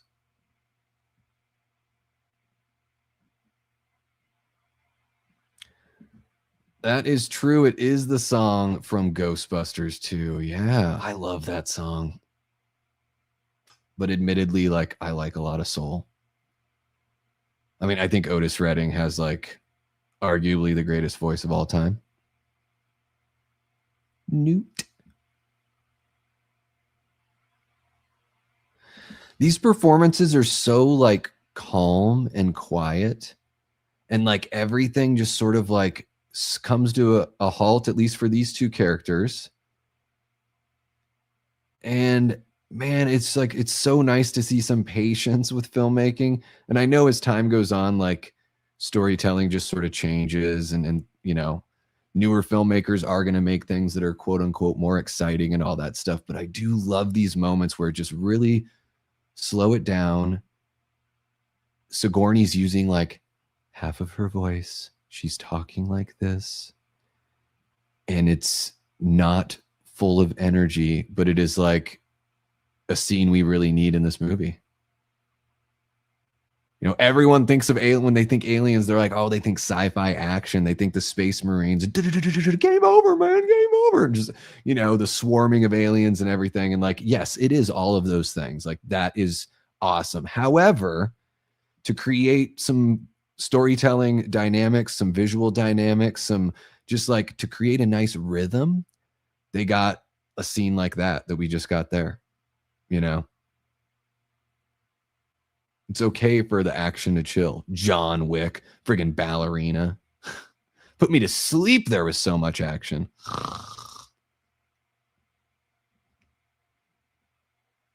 Almost felt Cobain was singing drunk because of that voice compliment. Well, I mean, maybe he was sometimes. I don't know if he drank. Like, I really don't know his habits, other than, you know, self-medicating for like the ulcer pain and stuff like that. I don't know much about if he was like much of a drinker, really. You know, like Jim Morrison was like a sloppy drunk. That was like his thing. People were like, oh, he was drugged out on everything. But according to Ray Manzarek, Ray was like, Jim did everything, but he did it, and then that he just wanted to do it. And they're like, but Jim drank a lot all the time. And Ray was just like, everyone thought he was out there on something else, but usually it was just the alcohol. He was just that much of a drunk. Alcohol is fucking crazy. Some people can enjoy it, can get drunk occasionally, can do it on the weekends, and it doesn't sit with them like some friggin' specter. But then there's people like me. I can't do that. Jamie says, I did some local competitions in the 90s, little theater in the 80s, lots of karaoke in the bars. That's it. I almost joined a band called Zeta Cauliflower, but they decided not to have a girl in the band. What? I mean, if you're auditioning ladies for vocalists, then you got to keep an open mind, right? I mean, really, it's just like, do you think regardless of what's between the person's legs, is the timbre of their voice and the character and quality of their voice something that you think that you enjoy, number one, as a bandmate and a musician? And then number two, does it fit your music? I always, like, when I was growing up, it was like, oh, it'd be so cool to have a girl in the band to play guitar, play bass, play drums, sing, whatever. Grew up in such a small town. It was like, I had to like I was like recruiting my friends. Hey, will you get a bass so we can start a band? So it was like, there wasn't, at least at the time, I wasn't in my little world. That wasn't even a possibility. Oh, just watch Bloodsport. Yeah, it's a good one. That's a good one. Helmet has milk toast. Okay. Yeah, it's a good one. I think that was on Betty as well. That Betty record's good by Helmet. Was the other one they had? Meantime is another one that stands out to me. Thank you so much for kicking it, Code. Thank you for being a channel member. Thank you for the super chat. Hope you have a great rest of your night. And the next time you're itching for some Aliens action, you can always throw this replay on there if you want to relive whatever this experience is. Have a great night, man. Take care. Yeah. What a beautiful voice, man. Yeah, I need to dive in and actually listen to some Mazzy Star, because I know their name from the era that I grew up in, but I couldn't name a song, Yeah, so I know the era that they're from, but I couldn't name a song or sing a song. I like some of the Fiona Apple stuff, depending on what it is. Man, she does this performance with Elvis Costello. I don't know if he was being inducted into the Hall of Fame or what it was. He was doing something, and she performs Shabby Doll with him, one of his songs, Shabby Doll.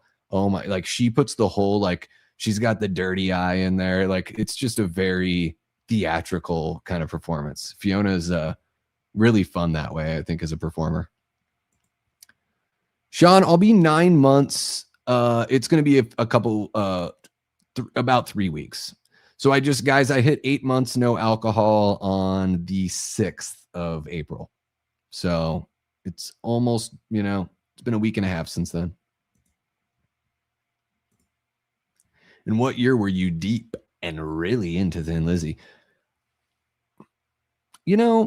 I got into them in my 20s. And then when I started working at the pizza shop in Portland around 20, gosh, when was that? 2011, 2010? I can't even remember.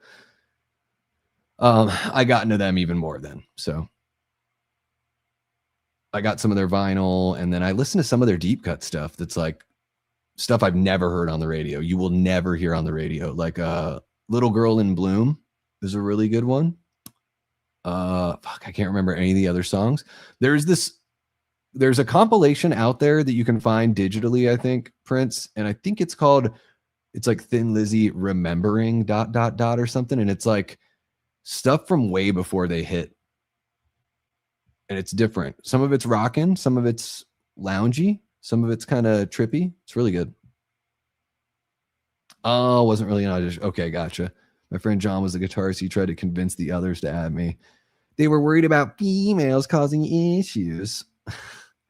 Well, sure, it never happened in the history of rock and roll where a male vocalist has ever presented any sorts of problems. There's a few bands I can think of where that's every vocalist they've ever had is a problem. Yeah, I mean, whatever. It sounds like I don't know. I would have a tough time turning that down. To me, it would basically be as long as the voice fits the music. And if the voice fits the music, and then you think, well, let's just say it. Let's talk real, Jamie. Especially in that era, because women were sort of coming up in some of the grunge and jangle pop and, you know, the stuff in the 80s and 90s, right? I mean, it's not like they were like never part of that, but I think there was like, it started increasing kind of a lot of the, you know, the stuff that was coming out of, you know, Seattle and Athens, Georgia, and stuff like that. It would be like a hook. You'd be like, we're the band that's got the really great female vocalist. I mean, you don't tell people that, but that's what people would say. They'd be like, oh, so and so, they got that awesome, that chick that's just fucking awesome at singing. I don't know. I think it kind of can help you in a way.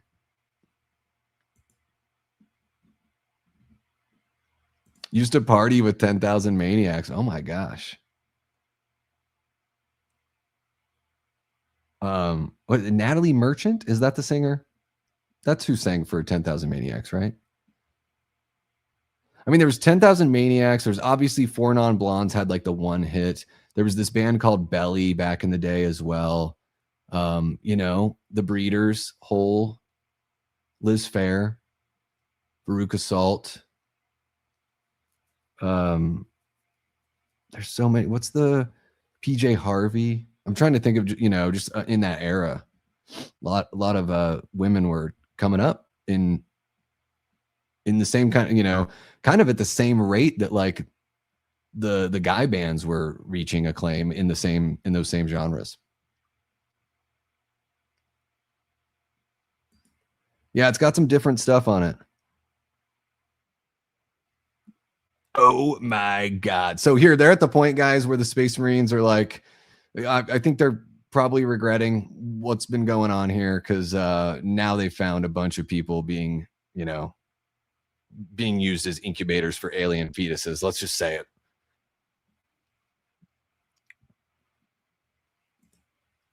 Oh, that's wild. She had a bit of a career solo too, as well, didn't she? She had that Ophelia record. I remember that being a big one.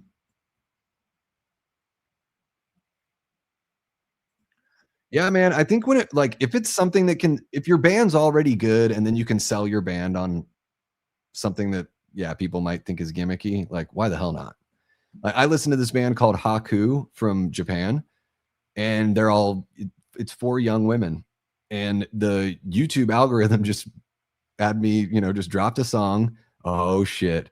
The walls are coming to life, guys. Sorry, I got distracted from the movie. Anyways, guys, you should check out Haku. They're really good. Very talented young women. Every single one of them is really good at what they do on their instrument. And the songs are catchy and quirky and different. Very playful. Sometimes they sound like an 80s band that's like set in like a cool, chill vibe. And then other times they sound like frantic and funky.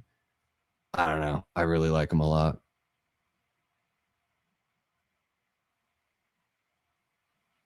All right. We got the signals are coming in on the little no, the little tracker. Why is only one person have the tracker? They should all have one.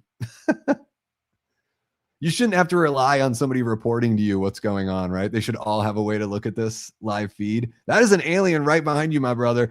I love the way that they work them into the way that the aliens are like bugs, right? They create like they terraform everywhere they go. And I love that the terraform like is something evolutionarily that they can like hide inside of. It's pretty amazing. Yeah, that's no good. You don't want, you know, they're all dying. This guy, too, the guy at the control room is like, should never have been on this mission. Like, let's just call out incompetence when we see it, you know? Incompetence doesn't get called out in real life enough. Let's call it out in the movie. Because he's part of this military mission and he's making the call on a lot of this stuff, but you can tell he's never been in this situation before. He's never had to really prove himself. Like, it ain't no simulation, bro. Like, your people are dying.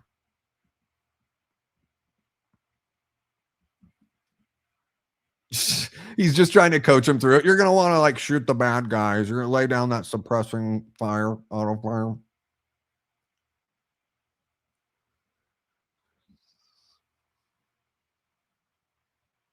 Lay down a suppressing fire.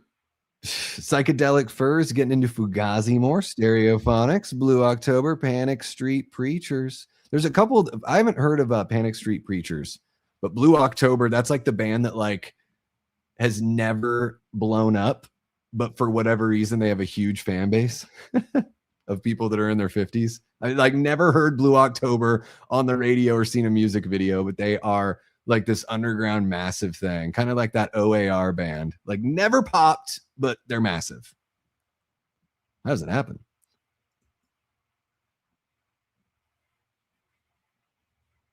There you go. Carrie's a fan too. I think I'm thinking of the right band.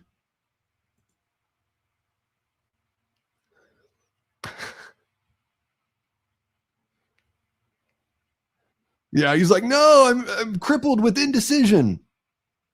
Yeah, analysis paralysis. And the protocol officer, Ripley's got to like, well, I'm going to strap in the kid and let's fucking go. Let's fucking kill some of these bitches. I'm not saying that you're not allowed to be a fan. I'm saying that this is a band that I have never seen a video for, never heard on the radio, and yet they have a very strong following. I mean, if anything, that's a credit to them, right?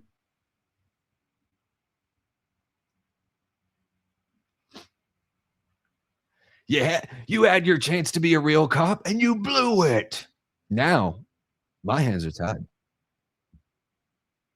I love this car that like it's basically the Tesla truck, right? It's like I can't even tell if there's any windows. It's very ugly, but it looks to be, highly functional. Practical, I guess, in this situation, it's practical. Don't mind me, guys. I'm going to hit the pen.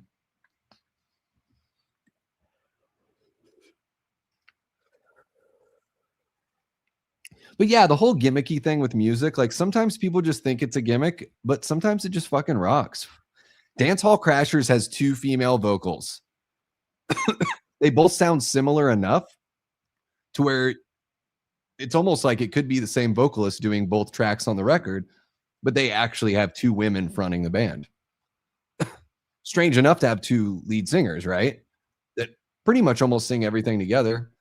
And then even cooler that it's a couple of ladies, Tilt from Berkeley or Oakland. I love Tilt. Tilt is fucking tough. And Cinderblock, the singer from Tilt, fucking incredible vocalist.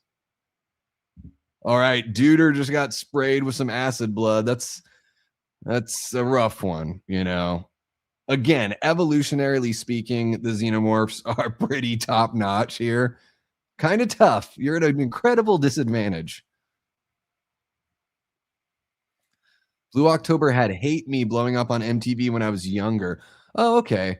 So maybe they just like had a little bit of a pop. And I was like so unaware at that time. Yeah, I heard about them from somebody that's like 5 years older than me.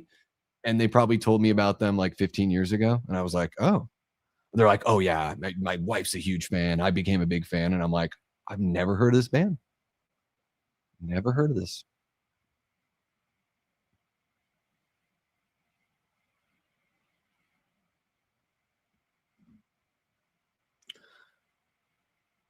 I'm curious to see what I mean, I would say just my guess, Prince, because Opiate is a bit strange. It's like a 6-song EP / full length, their first, effort.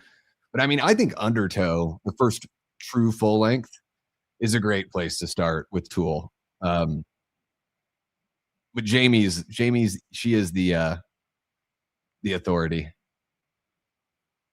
Yeah, I think it works, dude. Like Jerry Cantrell and Lane Staley from Alice in Chains, they have very similar voices, and it's awesome.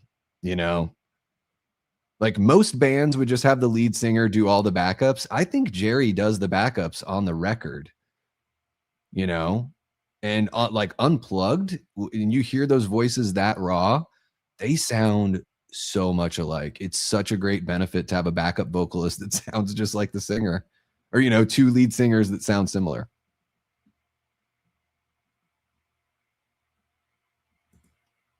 Yeah, I'm not trying to dismiss the band or anything. I'm just, I don't ever remember them popping off. So every now and then there are those bands where I'm like, wow, they've got a great following. Like that's pretty incredible. Wake up, pendejo. I think that means asshole. What's happening, Shannon? Hope you are doing well.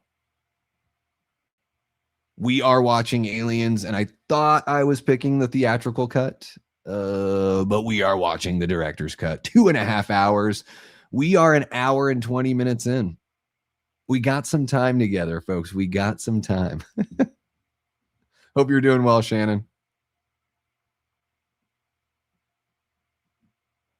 My next door neighbors are a rock band called Starbenders, and they have a drummer that is an Asian chick, and she is a badass on the drums. The lead singer rocks. Yeah. Hey, takes all kinds, but it is, I will say this, it is really cool. It's just cool seeing things that aren't the norm, or you know what I mean? Like, there are a couple like younger kid drummers that I see pop up on my Instagram feed, and they're playing like old punk songs. And it's so cool to see these kids that are learning drums, learning how to play along with songs that like shaped my musical sensibilities. It's just, it's nostalgia. And then it's also like validation, that like, sweet, there are younger kids out there that love this. Like there is hope for the musical future of the world, all that kind of stuff. But yeah, there's this band. I'm trying to remember what their name was. I think they were from like New York that came through Portland and played. All black punk rock band. And it's just, something you don't see a lot. Honest, if I'm being quite frank.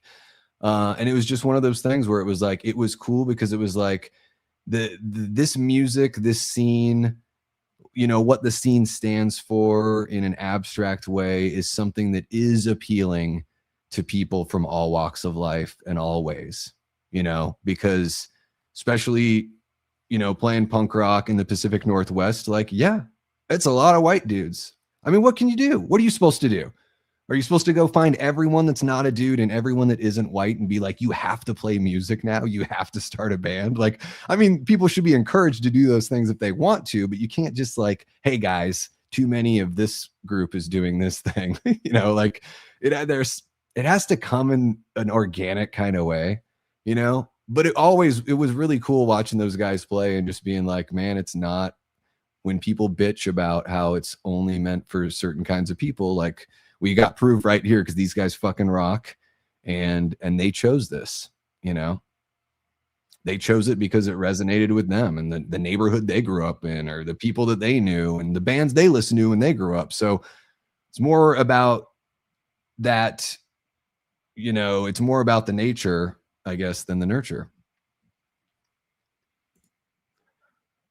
I totally hear you, Aaron. I totally get it.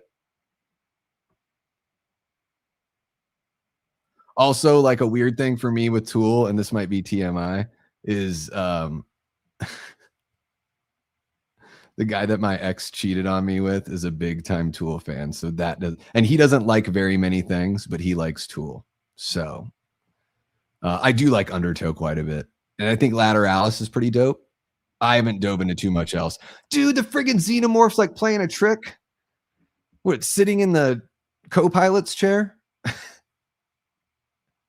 It would have been great if the Xenomorph was like, Alan, these are some of the shots here. I don't know if you're watching along, Aaron, but yeah, these are some of the shots here where it's like rear projection with stuff that was shot on a stage. And it looks better on the Flix Momo site. On my Blu-ray, it looks so much cleaner and I can tell a lot more. Yeah.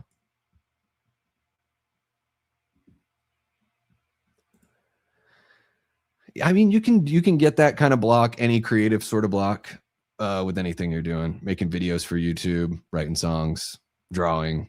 Yeah. Chris Conley from Saves the Day one time told me, like, I got to hang out with him for hours after a show once. Here's the game over moment. Right. He's just spittle coming all out.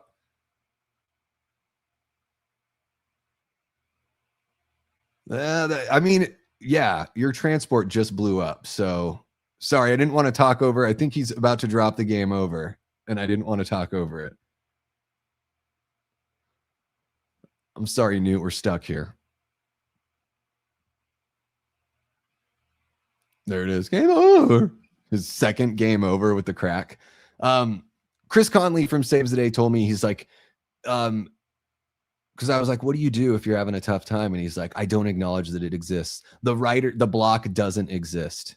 He's like, the block only exists if you acknowledge it and if you let it happen. He's like, so when I get to a spot where I feel like I'm reaching a dead end, he's like, I just figure out something that will work, even if it ends up being a placeholder. Just find something that technically fits, move on with the song, and you can always come back. But you just got to like push through. I think it's pretty good advice. I get anxiety, performance anxiety about shooting pre-recorded videos. Every time though, once I dive in and I do it and then I'm editing, I'm in that part of the process. I'm like, man, I'm so happy I did this. I was so afraid that it was going to take too long or it wouldn't be any good. I wouldn't be able to like, get my point across or come across in a personable and or charming way. Like I beat myself down. The things I say to myself, you guys, when stuff is tough, it's not nice. So I will say that just push through the block. I just tell myself, you know what, just do it, just shoot it. And then I'm always happy with the result. Happy enough anyways.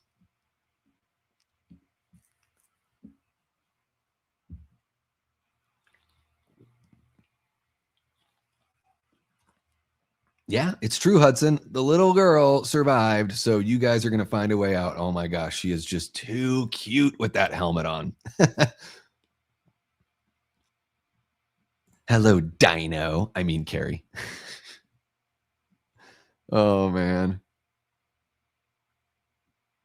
Nice, man. Congrats.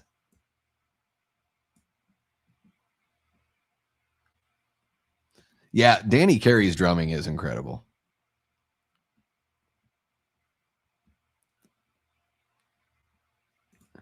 Of course, a Tool would like Tool Davey. Whatever.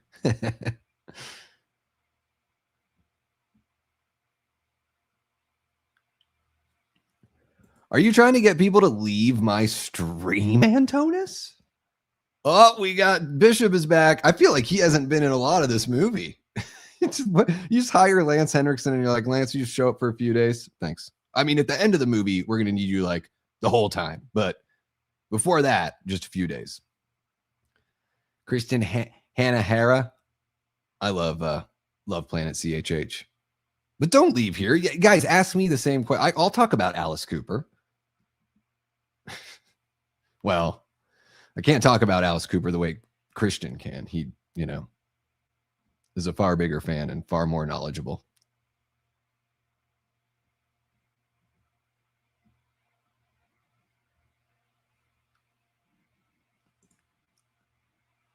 Write a song in under 2 minutes. Must be a short song. And yeah, I would say with music too, it's like all in the rewrite. It's like you write it, you demo it, maybe you change a couple things, and then adding the instrumentation is another part of the writing. And then when you're mixing and editing, it's another stage. You're quite all right. It's a long movie, Jamie.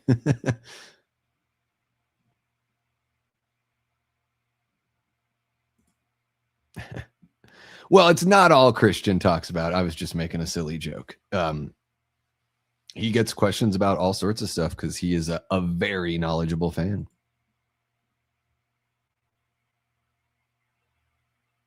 I love these old-timey computers they have that, like, you're trying to do your best anticipating what the technology is going to be like, but everything is like still pretty gritty and simple. I like it. There you go. You got your gun set up.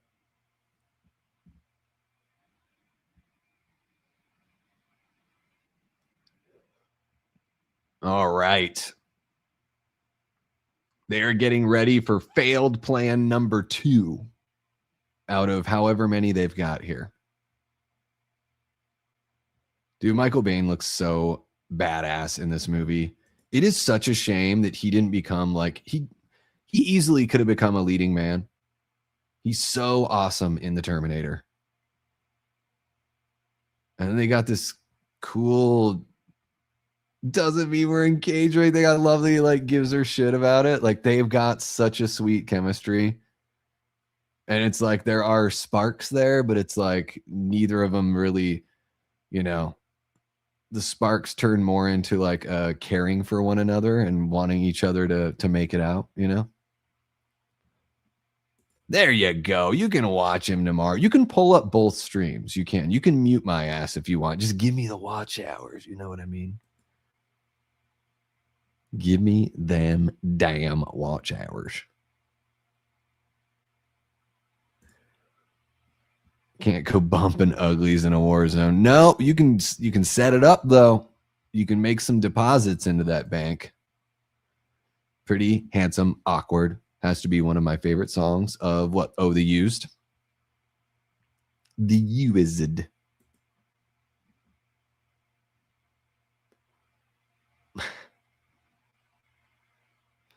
Yeah, everything's okay. You got your little doll head. That's kind of like on Evil Dead Rise. The little girl has Staphne or whatever with the doll head on the stake. Love the phrase bumping uglies. Jamie, I heard you did that once at a Dave Matthews concert with stunning results. Driving Carrie and Kyle crazy on my YouTube channel tonight with the Omen 3 watch party. Wait, are you guys doing a watch party right now after this? Oh my goodness. It's so late. I try to stay out of everyone's way. When I set an 8 p.m. stream for myself on Saturday, I'm like, I'm trying to stay out of everyone's way. He is Kyle Reese. So he's the guy that's sent back in time to save Sarah Connor. Similar role, kind of, in a way, although he gets laid in The Terminator.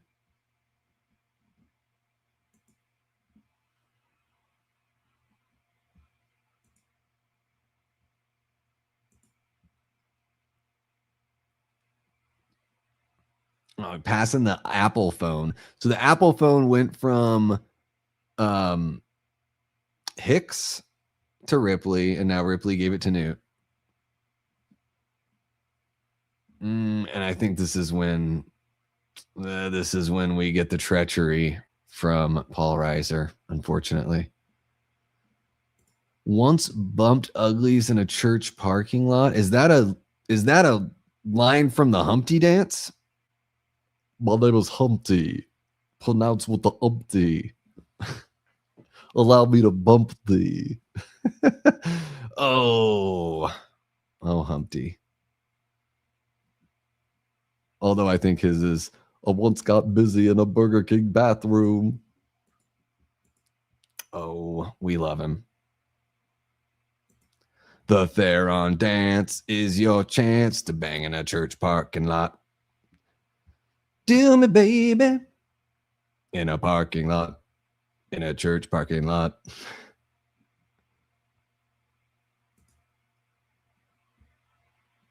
I don't know if girls are allowed to talk about their bump ugly moments, are they? Well, there's one reason why I know about it. And it's because Jamie talks about it. I've bumped uglies in places that would shock you. I said I was quirky. You know what? That's one thing I've never ventured into the exhibitionist kind of thing. Yeah. Not that I haven't tried. No one ever called my bluff. It's nice to be somewhere comfortable. It is. Do me, baby. Do the Humpty Hump. Come on, do the Humpty Hump. Do me, baby. Do the Humpty Hump. Come on, do the Humpty Hump.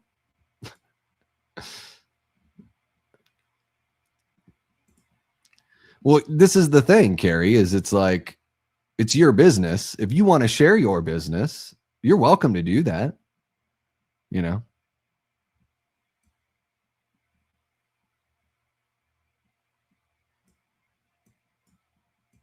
He's very specific about my weird hair. Oh, Paul.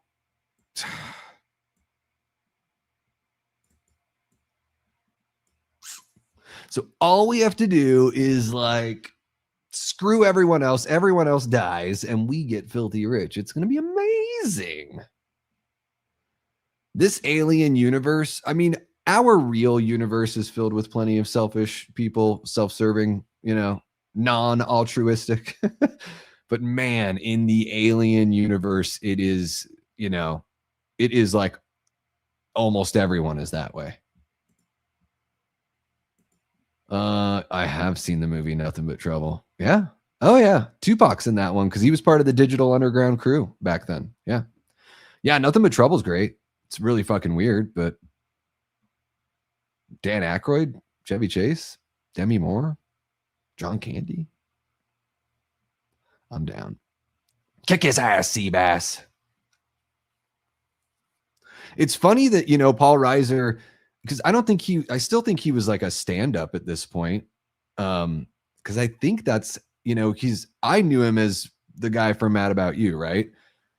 And even though that was a sitcom that was more for like the married, like, you know, it wasn't like a outrageous sitcom or anything. Like, I knew Paul Reiser as a comedian for most of my childhood, right? Because this came out when I was 4. I didn't see this movie until, you know, years down the line. Probably 10 years after it came out, eight years after it came out, something like that. 7 or 8 years after. But yeah, it's funny to see Paul Reiser in something like this because, you know, he was like the safe man's Jerry Seinfeld to me.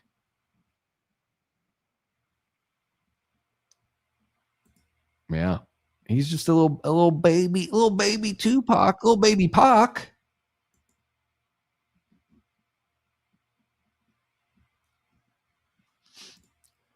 Have a good one, Joe. Rest up, man. Take care.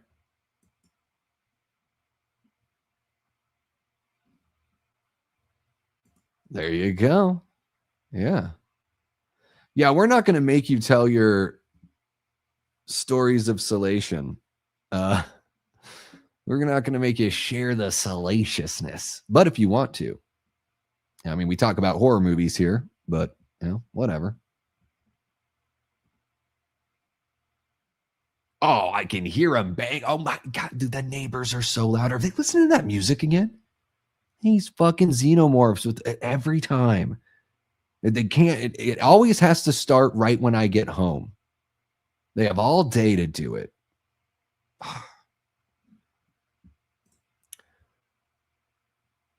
You don't see them fucking each other over for a percentage. Yeah. Yeah, she's like giving the xenomorphs credit for being a better species than humans. Yeah. Yeah. Well, again, I mean, I guess that's the thing is they're like insects, right? The more complex it gets up here, the more trouble there is. Once bumped uglies on a playground late at night. That's all I got, Carrie. Well, I think that's more hardcore than anything I've ever done. I've done a lot of fooling around in cars and trucks and that kind of stuff, you know, different parking lots here or there, whatever. But like going the distance to bring back a little cake reference, I got no fun stories. Oh, other than my first time was in a kitchen. That was kind of cool. All right. Now they're trying to figure out, well, all right. So we set up this barricade and now they're coming in a different way. We got to figure out a way to use our dwindling resources and find some sort of way to bomb this place and also get off of it.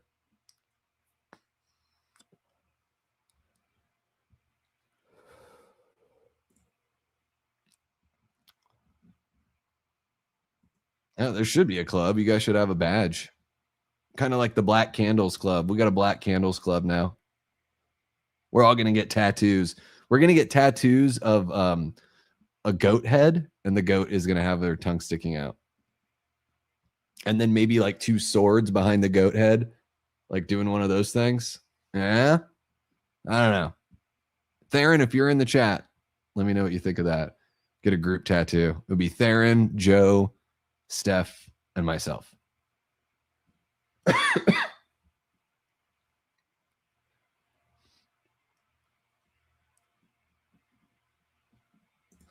Welcome to Davey After Dark. Quirky, kinky confessions. What's your craziest story? Ooh, you're wild. You're fun. Tell me more. I'll do a whole ASMR on that. That's just like, oh, and then what happened? and then.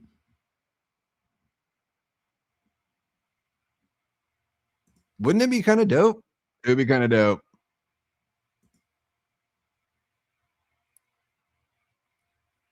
Yeah, and then here's the thing though, right? All those things are bleeding. It's just going to melt giant holes in that entire corridor. So the aliens are going to have access to everything here pretty soon. The Xenos. Yeah, they'll do that, man, because they have curfews out there. You think a state park, oh, no one's going to care. No, they like patrol 2 minutes after 9 o'clock. They're like, no, you're not supposed to be out here. They did that at the Glacier in Juneau as well. And it's not even like a park. It's just there's like a road that goes to a parking lot, and there's the stuff for the Glacier.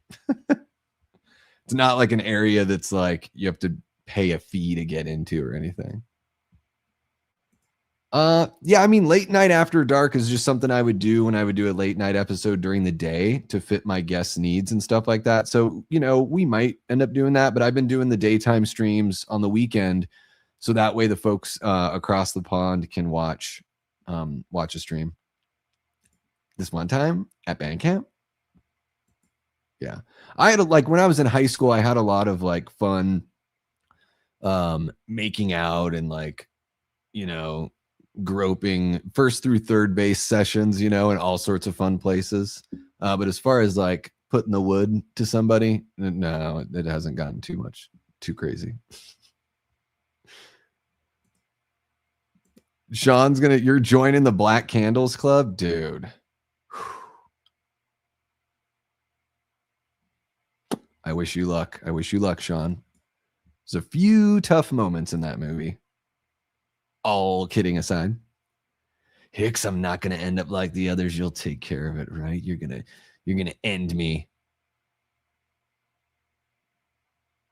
That's the way to go, right? It's like a zombie apocalypse situation. You need to be with somebody that is like, I will put one in your brain if I have to. And then you want them to say the same thing to you, you know? Got to have that. You got to have that connection.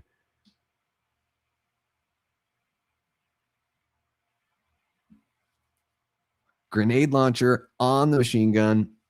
I love the way that they have it written with like the rhythm and everything. It's like he is certainly not talking down to her, right? He knows that she knows her shit. So he's like, let me just give you the breakdown since you've been asleep for 60 years. There we go. And it is a fucking awesome gun. It's just the classic, like beautiful. It's been used in multiple movies. Oh my God, it would be your first tattoo. Holy cow. I've just got this one 13 on my wrist right there. Upside, well, it's upside down to y'all.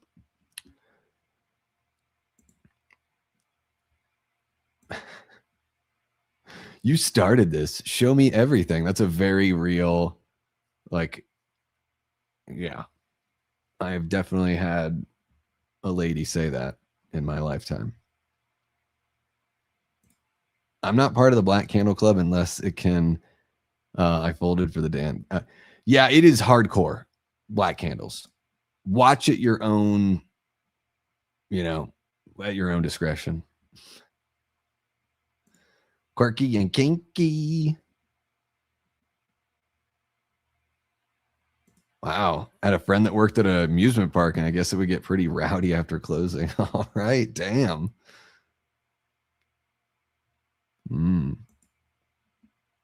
Some fun with the cotton candy. Putting the wood to somebody. Yeah. That's a fun one. That's a fun phrase. I'm going to go put the wood to this bitch. I'll be back in a few minutes. Hey-yo, ring a ding ding. I don't want to tell my story. Oh, I feel like I'm being dared to watch Black Candles. We're talking about it enough. I can't handle this mysterious inside drama bond y'all have, and I'm not a part of it. Yeah, it is you had to be there kind of moment. I mean, it's basically a soft core. Basically. And there are a few moments, I'm not going to describe them, but they are difficult. Difficult stuff. And they are of the sexual nature. So, yeah.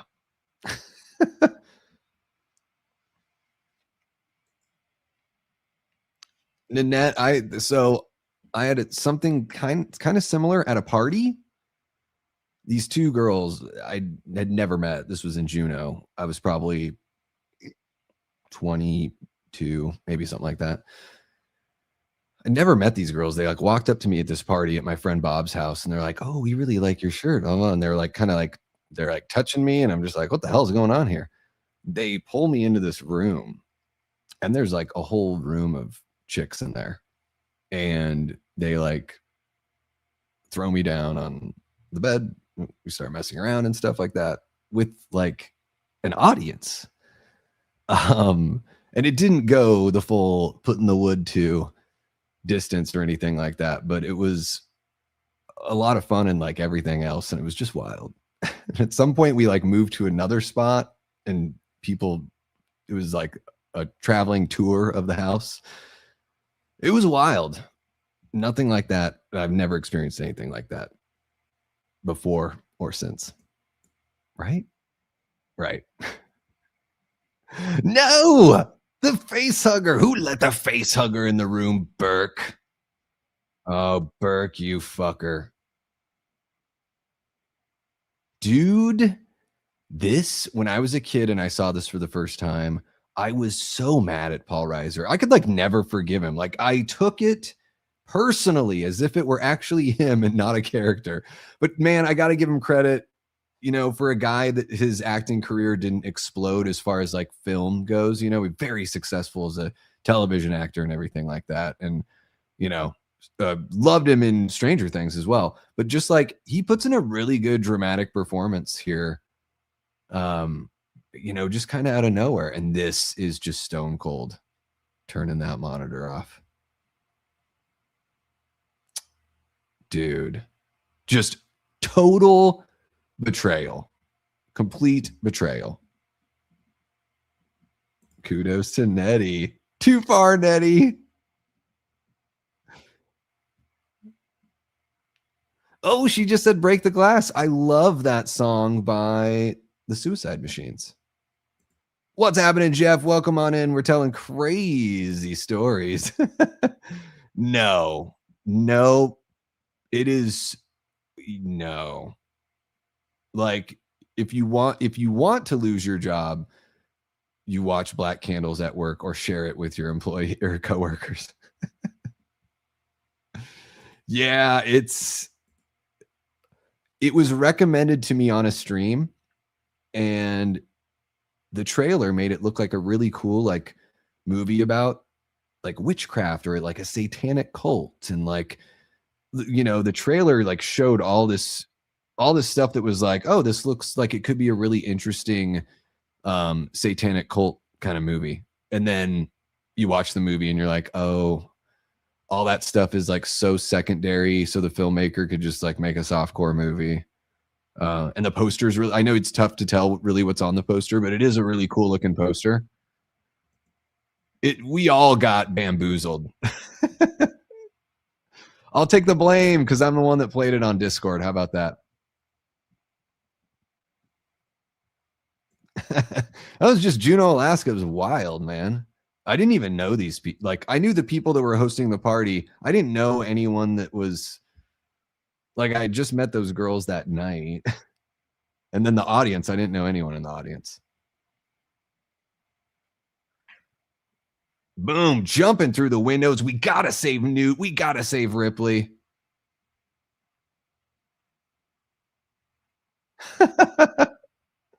I love how Hudson is just so, he's always unabashedly Hudson. Christ, kid, look out.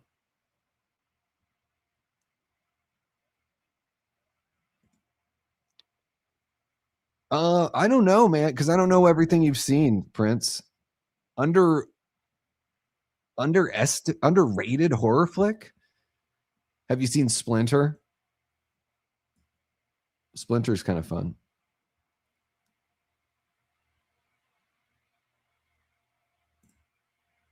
Dang, Ben. Baller, Ben. I had something similar. Went on a kind of 2-man double date, and when we got back to their place, they told my boy he had to leave, but that I could stay. Dude. Power move. Did you like throw money at the guy? Go get a cab. Get the hell out of here. Dude, rip this guy limb from limb. Rip him apart. And the look on his face, like he doesn't owe her a damn thing.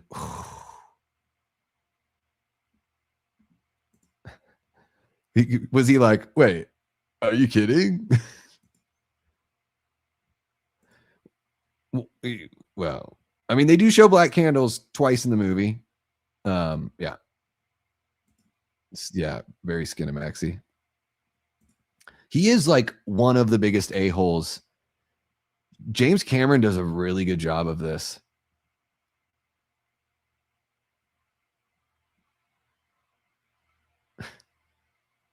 He writes these, like, you know, I think he got, the older that Cameron got, it was more like the people really are like the devil. Like the bad guy in Avatar is like, there's no redeeming qualities. I'm not here to defend Burke and say that he has redeeming qualities. I'm, you know, if I had to, I'm sure I could think of something, but he is, yeah. And it's so well written because you figure that he's not in on them getting screwed. And when you find out he is, you're like, oh, dude, I trusted you too. Sucks to be hurt. Yeah. Rank the all-time assholes. Non-horror, like you could do like non-horror villains, right? So it's like Burke could be one because he's not like the actual like monster. He's not like the main. Yeah, Linda had suggested something like killer, like horror villains that aren't humans or humanoid, so only going for like the creatures. Yeah, Linda had suggested that. But I like this. A-holes in cinema.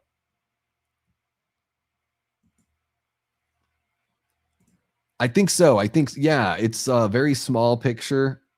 I really liked it though.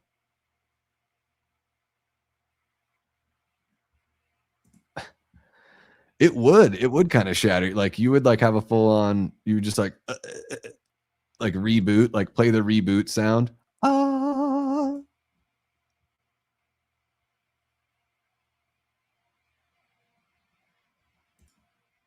Yeah, that's pretty wild, dude. That is pretty wild.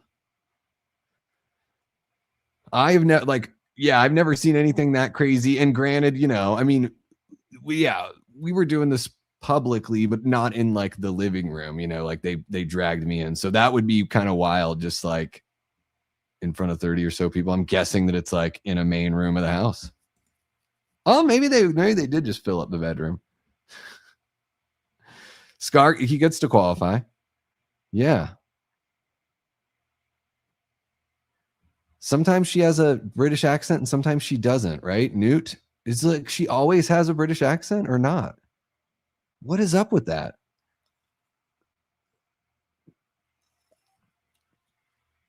When you could do like RJ Fletcher from UHF, you know, like I think he's one of the greatest villains of all time, but it's an absurd comedy, you know. I mean, you could even do Clarence Boddicker from RoboCop, right? Oh, wild! I really like. I really enjoyed that one, Ben. I've been meaning to watch it again. I think I've only seen it the one time, but I really dug what they did with that. A really cool, like, small story, you know?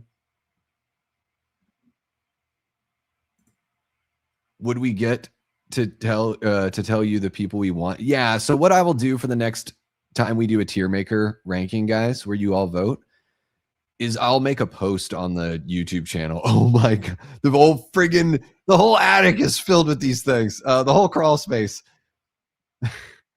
Yeah, I will make a post about, hey guys, this is what we're gonna vote on, and these are the characters that I'm including right now, and I'll list all the characters that I have, and it'll basically be like, jump into the comments and let me like make sure I'm not missing any. And at some point we just got to roll with it that way. Dang, Prince, that's impressive, man. I think I have like 50 some people following me on Letterboxd. You ever been blocked by somebody on Letterboxd? That's so funny. Feel like I only watched Splinter once, but I do remember liking it. Yeah. It was my kind of jam. I was like, "Oh, this is cool." Like most of it takes place in that, gas station convenience store. Kind of a creature feature, body horror.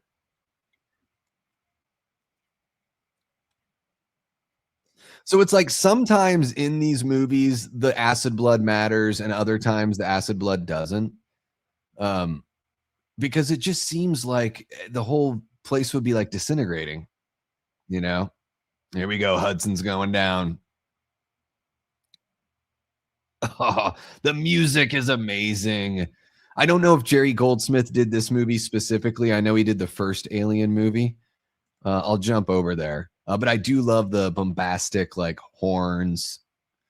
I like kind of old school music. Like that was one of the things about The Mummy I really did enjoy is the music reminded me of like 30s, 40s in certain spots, and I really liked it.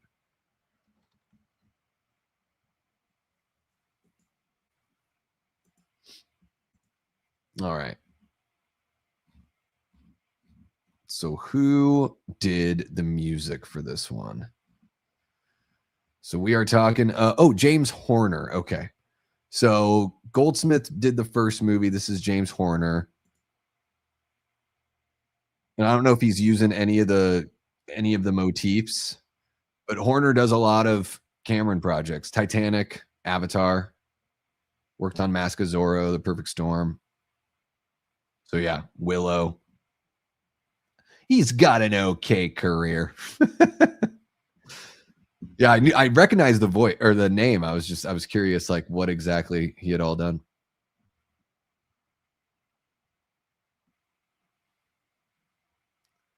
Yeah, you know what? I never saw Cruel Intentions. It was like right when I was in high school, but I did not check it out.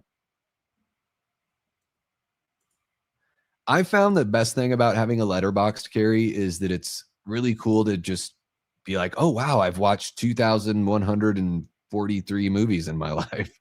And be like, I've been logging all the movies I've watched this year, like all my first time watches, and it's just cool to like kind of keep track of those stats. Um and then I don't know, it's also kind of cool that like as people get to know you through your channel and everything, if they follow you on Letterbox, they just have like another reference to kind of get to know you as a film fan. And you don't even have to like write reviews, really. Sometimes I do, sometimes I don't.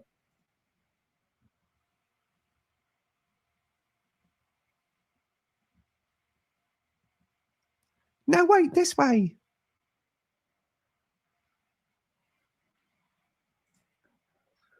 All 1 stars in their reviews. Yeah.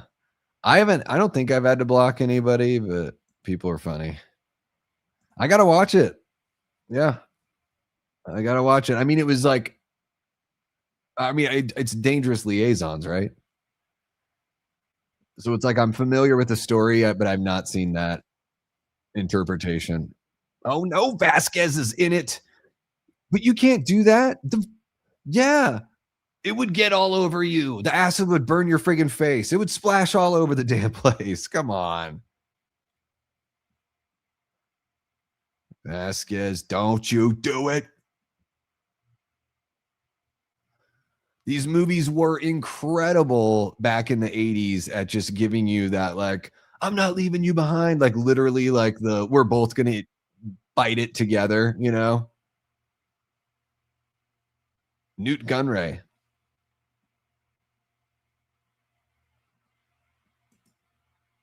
So I haven't seen, Cruel Intentions, but I've seen Not Another Teen Movie where they do the big, goopy, gross kiss.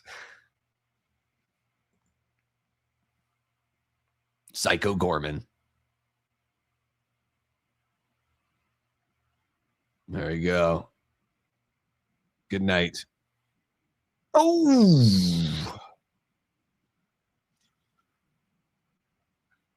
that's got to feel good. Newt's got a really good scream.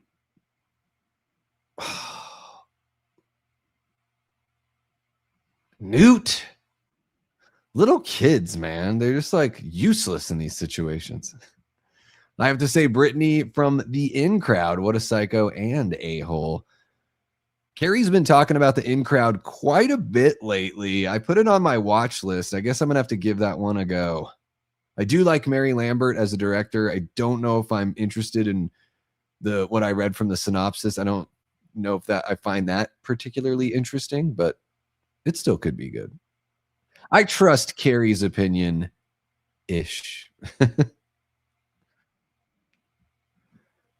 Prince, I have a lot of 3-star ratings. I will be honest about that. But to me, that's just sort of like, I don't even think of a 3-star as a 6 out of 10. Like if you double it, I think of 3-star as like, you made a good movie that entertained me. It didn't excite me too much, and I don't think you're incompetent. But the movie was solid. I would tell people that, yes, this is a good movie. This is what it's like. If that sounds like something you're into, you might even like it more than I did. But a lot of 3-star ratings for sure. I'd like to see a movie called The In Crown, right? The In Crowd remake, but about British royalty or some other country's royalty. How many countries have royalty? I don't even know.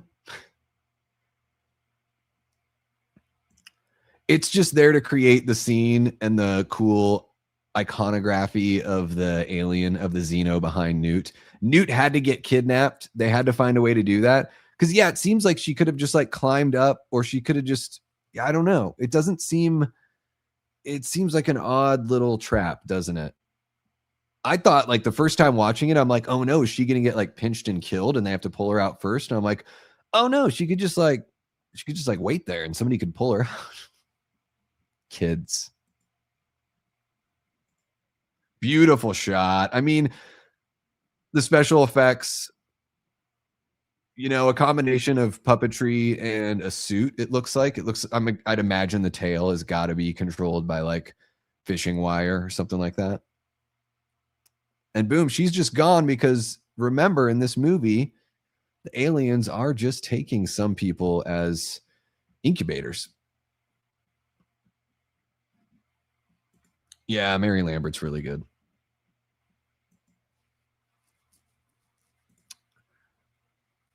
Yeah, I mean, 3.5 to me is like if you're pretty close to 4 stars, like 4 stars to me is like I will watch this movie every like 3 to 5 years of my life, right? That's a 4-star. Like 4-star to me is like pretty high praise. 5-star is like I want to watch this movie every year. 3.5 is like, all right, like I will emphatically tell people like you should check this movie out. Like I liked it a lot. I gave it 3.5 stars. Of course, Hicks has got to get burned here.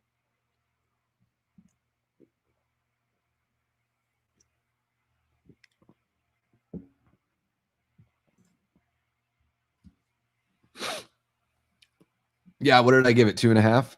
I guess that's what I think of it. Yeah, I felt like Crawl was like there wasn't much meat on the bone. Like it was, I like some of the tension they set up and everything like that. I would have liked more practical alligators. I don't even know if they were ever practical. It was very difficult to tell. But yeah, like after reading the synopsis and watching the trailer, I thought there were going to be a few different locations during all the intensity, but to me, it just felt like a lot of waiting for something to happen. Didn't she do some Tales from the Crypt episodes though? I think she did. I mean, dude, Pet Sematary is so good. It's fabulous. Mary Lambert, Tales from the Crypt. I'm pretty sure. All right. She directed the season 1 finale, Collection Completed, which is awesome. It has Emmett Walsh, one of the funniest actors, I think, of his generation, like bit actor, just hilarious. Yeah, that's a really good episode. Season finale of the very, the inaugural season. And it's funny because it's about a retired man that takes up taxidermy. So it's in a way got a weird like opposites thing going on with Pet Sematary. A man that retires becomes a taxidermy enthusiast, and then his wife turns him into a stuffed doll. Yeah. Mary Lambert, man, good stuff. Halloween Town 2. I don't know if I could talk about that. I haven't seen that, but from what I've seen from her, good stuff. Definitely see Cruel Intentions, Dave, even though you're not a kid anymore. It's more sophisticated than most teen movies are. Yeah. It's just certain things where, like, back then I was watching like the teen slashers and the silly comedies. Like those are the movies I was into catching in the theater in the 90s. Dwayne Hicks, Dwayne and Ellen sitting in a tree, KISSING here on the Smooth Davey Deathray 104.6 FM on the dial. Yeah, I should check it out though. No reason to not check out Cruel Intentions. Certain things just look like they're not going to be my cup of tea, so I don't rush out to go, catch them. That's all. Ish, right? Ish. Carrie is like, Ben, I love Halloween Town. All of them. Not so much the high school one, but yeah. I'm glad I gave Babysitter, what is it, Killer Queen, the sequel to Babysitter, a chance. So good. They really flipped the script. Man, those Babysitter movies I thought were pretty damn entertaining. I think I gave them both 4 stars. Like, that was a really fun time. Robbie Amell is hilarious. I think he's like just chewing the scenery and just like delivering the most ridiculous over-the-top performance.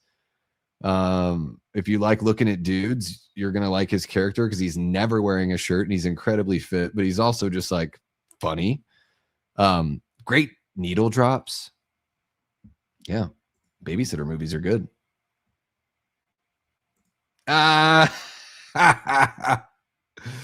Yeah, it was a movie. Like, okay, if that were a 40-minute short, I know I say it all the time, but sometimes I watch a movie and I'm like, that could have been 40 minutes long and it would have been like perfect. I guess it's thought of as a teen movie because it was just very popular with the kids that were in high school at that time because of the actors. Oh, shoot. I never saw Urban Legend 3. Only the first 2. Please tell me Urban Legend 3 is better than I Will Always Know What You Did Last Summer. All right, guys. So here we are. I mean, gosh, about 50 minutes ago, I thought this is going to be the longest stream of all time. And here we are.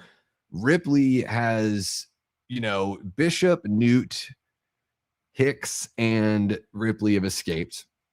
But they've had to stop at this little helipad thing. Wait, they don't have Newt yet. They're going to get Newt, I think that's what Ripley's doing right now. Sorry, guys. Got a little ahead of myself. They're all there anyway. And Ripley is going to rescue Newt here. Love the lack of music again. They did that when they first entered the facility. They dropped the music out to really just have you focus on the intensity of the situation. I love it. It's almost like it makes you hold your breath. It really puts you there with the character. She's got killer shoes on. They look very comfortable and like cushy, you know?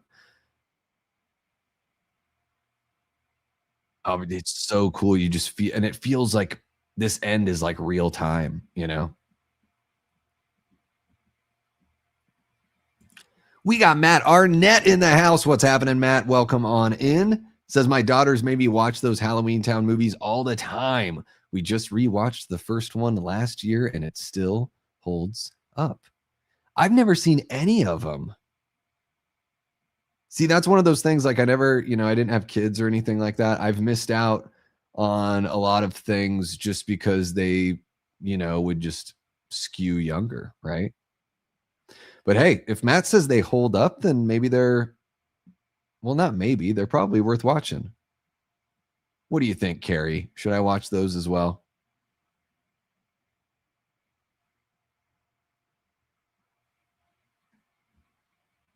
All right, Carrie watches them every year.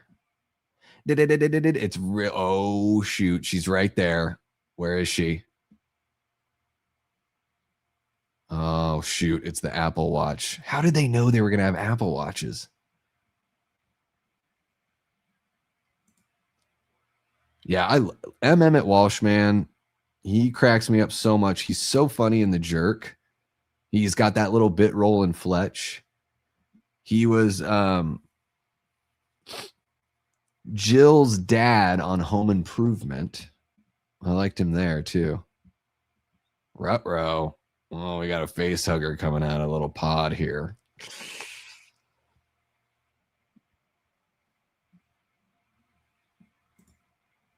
No, I just do voices. Don't mind me.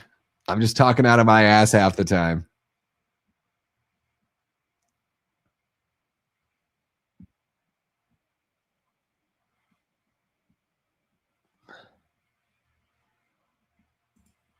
That's wild. Maybe I need to watch it.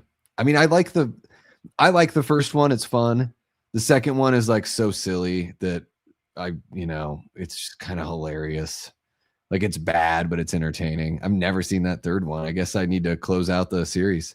I guess I should watch I'll Always Know What You Did Last Summer as well, because that's the only one I haven't seen in that franchise. Too stupid and over the top. Yeah, I mean, I think it was I hear what you're saying. They had to do something different, right? But they definitely, I mean, Ken Marino's in there with, the girl's dad is in there, and those two guys together is very silly. It's almost like Grandma's Boy level.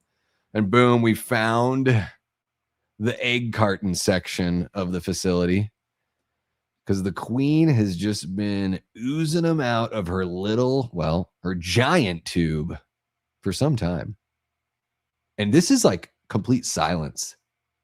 And all we're hearing is the sliminess of the undulating phallus that is spitting out little face hugger eggs. And this thing is, I mean, the lighting here in the shot with Ripley and Newt is amazing, but this tube that's hooked up to the Queen alien is one of the most like disturbing looking practical effects. And it is just like, I love that they treat, again, they're like insects, right? So this is like a queen ant or queen bee, She's like, you fucking woke me up when I was crapping out eggs, and I'm very upset about the whole thing. I love that the queen's got like that head armor too. It's the whole design is really cool. Extra level of detail. I don't know if I'll ever understand why the xenomorphs have like little like open tubes off their back. Can somebody explain that to me? It just looks like they've got little like, it's not PVC piping, but it's that like ribbed piping, like just sticking out. But I love how the queen is like, I'll bargain with you. Like, don't burn up my eggs, and maybe we can be cool for a second. I'll tell the others to leave. How about that? She's like, you piss off. And you piss off as well. She's a hisser. What's with the tubes on the back? What's in the box? Ooh, the keys.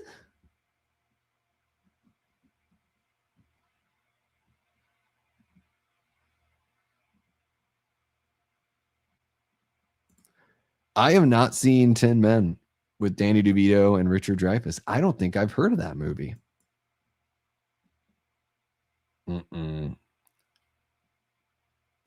She's like, you fucker, you broke the deal, and I got to burn them all. I'm burning them all to hell. Oh, yeah. Hocus Pocus, Practical. I've seen Practical Magic. I haven't seen any of the other ones, though. Pew, pew, pew, pew, pew, pew, pew.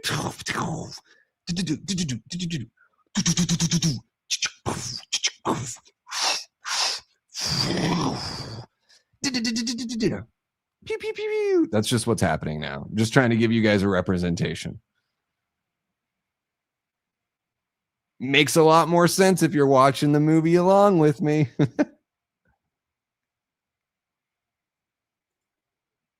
Yeah, he really changed it up. Well, that's a really cool rear projection shot right there. Okay, I never really noticed that as one of those shots. Oh, come on, kid. I'm trying to keep up, you know?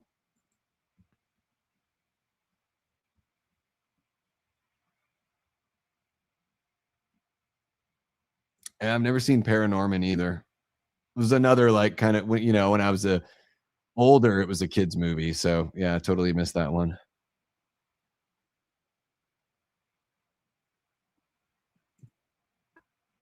And she's got to separate from her thing. She's like, oh, I hate ripping off my whatever egg tube.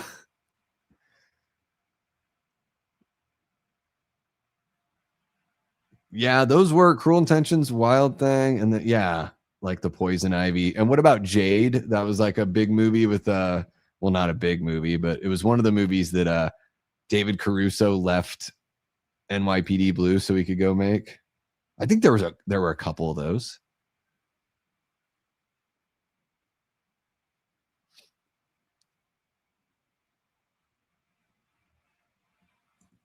Yeah.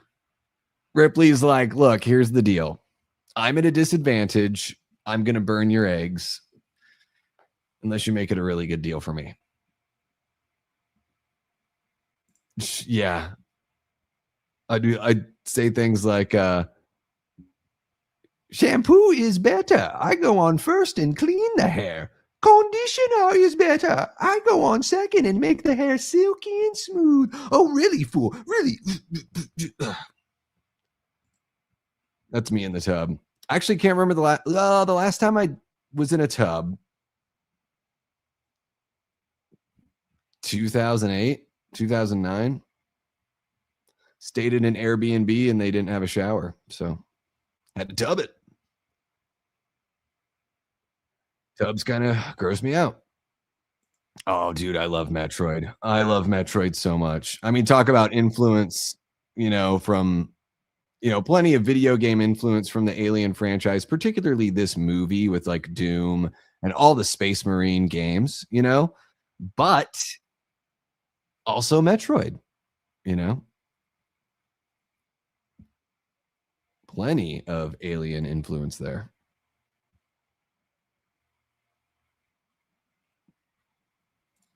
Yeah. Yeah, top left or whatever, like it's the video game.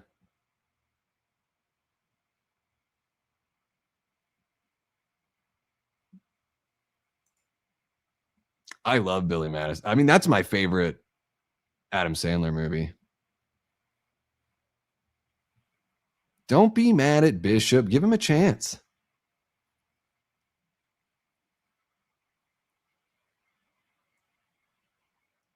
She is robot racist. She's assuming that he's totally screwed them. You know, I like that he gets to not prove her wrong, but he gets to show her that she can trust. Really? Where was he there? And it's been too long since I've seen that movie. I mean, I know he's not like a main, but Is he part of like the government crew that shows up or something?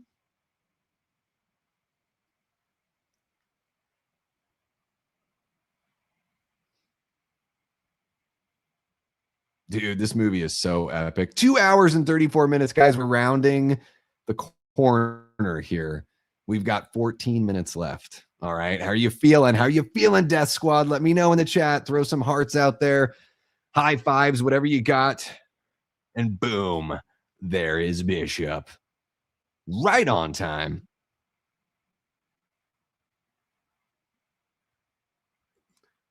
Yeah. It can, yeah, that's what I think. Like, and I think like enjoy a nice bath on a day off. You can, and then you can jump in the shower to like actually clean up after, right?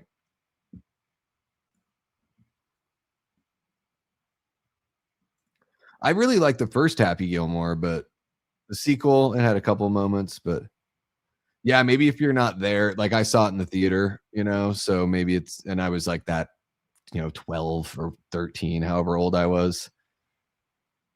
It hit pretty well for me. But yeah, Billy Madison's where it's at. Oh yeah, Waterboy's pretty fun too. He got like dumber and dumber kind of as he went. I guess Happy's more angry than dumb, huh?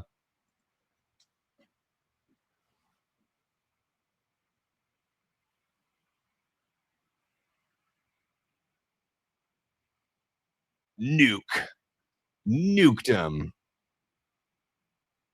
Hey-o. But guys, I don't think we're done yet, unfortunately. I think we've still got a bit of a fight left here. Holy cow, Lenny. Oh my goodness. Still up at 2 a.m. I'll probably be up too. Yeah, man, this is a long stream. 2 hours, 38 minutes. I really don't think I wasted a lot of time. Oh, yeah. Well, what? I talked for maybe 15 minutes before we got this going. That's for Davey Deathray time. That's pretty low. Yeah, for sure. Slasher Fred. Yeah. It said 2 hours, 17 minutes. And when I pulled it up, it was like, nah, it's 2 hours, 34 minutes.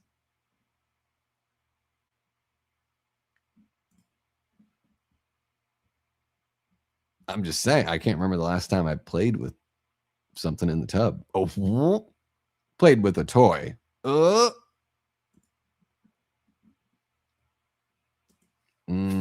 haven't seen Little Nicky in a long time.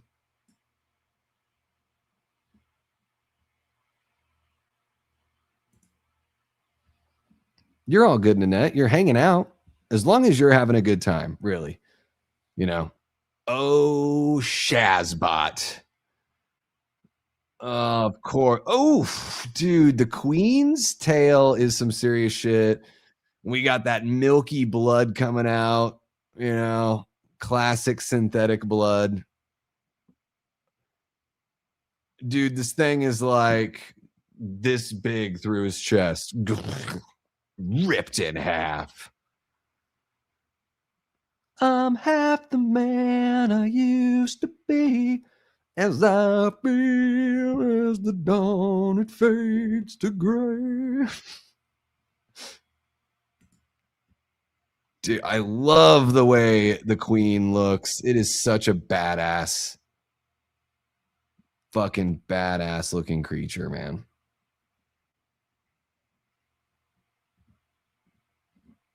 Yeah. It's been almost 20 years for me.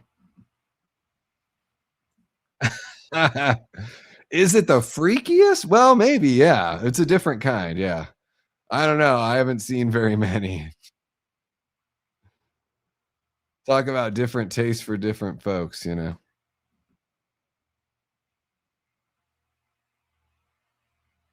Oh, yeah, like a cool bath in the summer heat. That can be nice. Yeah, for sure.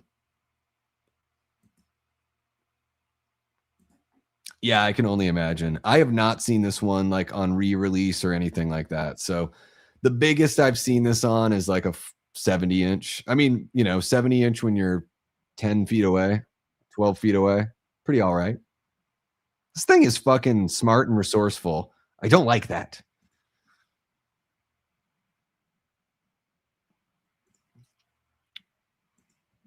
Yeah, I mean, I think like depending on the age you were at when those were coming out, because a lot of those '90s comedies, mid '90s comedies, were kind of had samey sort of vibes, like a lot of the SNL stuff. You know, Tommy Boy, Black Sheep, epic scene here. I mean, talk about iconic. This line right here.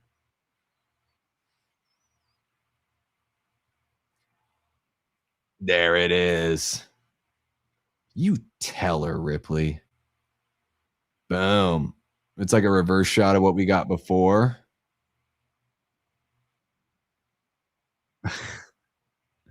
Oh, and Ripley scores with a left hook right away, followed by a right. The Queen Alien getting rocked early in round one. Can she recover?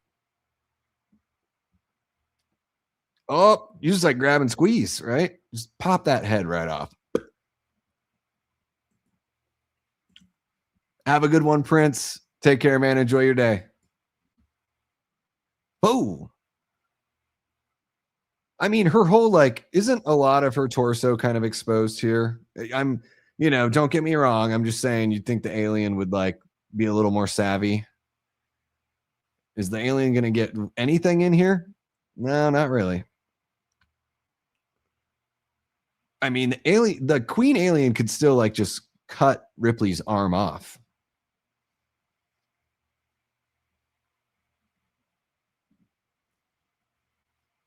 Oh my goodness, Jamie. It's a wonder you guys get anything done over there with all the ugly bumping that you're doing in the hot showers. Oh, whoa. Stick and move, Mac. Stick and move. Well, that's kind of cute that has a welder right there. That's nifty.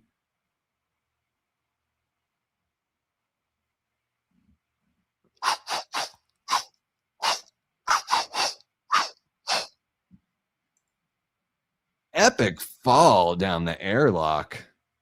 All right, you got her pinned. Hop on out of that thing. Lickety split. Let's get it going. Let's get it going. Let's get it going. Queen Alien making cat sounds. You know. No, no, no, no. When cats make that sound, like it's like they're saying no, no, no, no.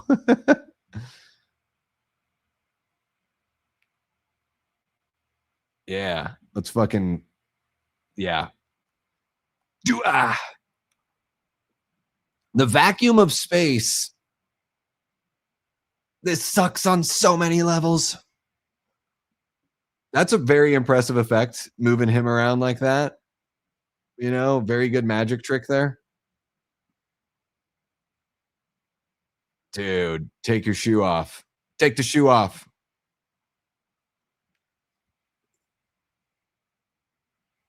Yeah, no, it's a very good catch there, Slasher Fred. Welcome on in, man. Yeah, they capture that intensity for sure. Jurassic Park does a good job of capturing it. There you go. Yeah. That's what I think gosh, I don't know who it was that was saying it, but it's just nice to just kind of like relax, Yeah. Jason X reference. Close that door. Mr. Gorbachev, close that door.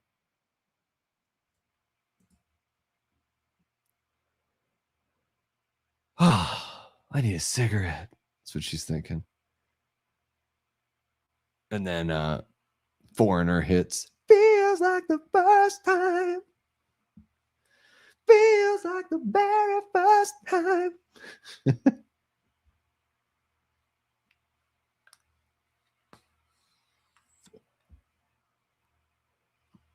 Shut up with the jokes, Bishop. I'm just joking. Oh, a little awkward smile, Bishop, there. It's okay, Bishop. We'll turn you into RoboCop. But I think in Alien 3, she hooks up the top half of Bishop, right? Doesn't she use him somehow?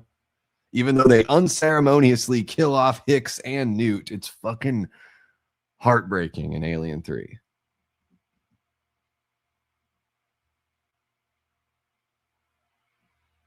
There you go. That is the thing with dogs, Nanette. They are very, they are needy creatures by nature.